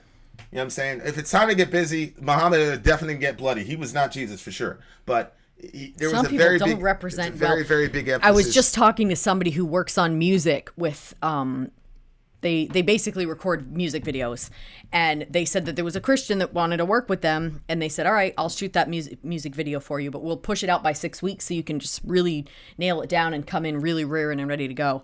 And then the person showed up, and the person was like, oh, it's been so long since I've played this, I hope I can remember it. And the other person that was there with the woman that was doing the recording, he said, that's exactly why I don't work with Christians. Wow. He said they just, everything is subpar. I'm like, that's a disappointment. It should not be like that. Like, we know better that's just, wow. Disappointing. Yeah. Yeah. All right. Good song. Good song. What do you give it? This is a solid 9 for me. Solid 9 for me. This one's a tough one to rate because of the story behind it and the real pain involved. I think I'm going with a silent count because of this homie's pain. Yeah. Silent count for me. Yeah. Shout out to the homie. I hope he finds healing. Peace. Finds healing and I hope that he can find a way to differentiate his stepfather from his heavenly father. Mm-hmm. And I know that sounds corny, but there's a lot of hurt people out there, bro. Yep. A lot of hurt people out there. So send us an email, band person, and I'll Much love send to- you this little tiny bear. much love to everybody, though. I'm out of here. Vin out. Sori out. Gone. All right, you beautiful people. Thank you guys for hanging out. Thanks for hanging out for the bonus. Shout out to Daniel for all of his really challenging, insightful questions. We will see you guys very, very soon. We have another one on the docket for you guys real soon. Shout out to Kai. Shout out to Bad Song, Good Conversation. Shout out to Loveland. Hey, Loveland, man, I enjoyed you coming through today, bro. I haven't seen you. Like, I don't know if I recognize you, but I'm definitely going to be looking for you for the next streams for sure. So the next stream that we have scheduled is scheduled for Sunday at 2 p.m. Eastern Standard Time, and it is an album review. Whoa. We're doing an entire album review? What day? Mm-hmm. Sunday? Yep. Light Bearers. Nice. Oh, are you kidding me? Nope. Whoa. Who's that, Neil? No, I think this is Mark. Yeah, it's Mark. I am very excited. We're doing an entire freaking stream of an album. That's going to be great. Mm-hmm. I'm a bit bored by people seeing history through the eyes of victors and heroes. In fact, 80% of all the people would have been perpetrators, killings, Jews, or crucifying Jesus, so that's a bit flawed. Don't know what he's saying, but I probably agree with sarcastic. Yeah, Sunday is tomorrow. It's tomorrow. Yes, it's tomorrow. Later, Cassia. Good to see you. Good to see you. Bye, guys. Hugs for the homies. We're out of here. Vin out. Sorry.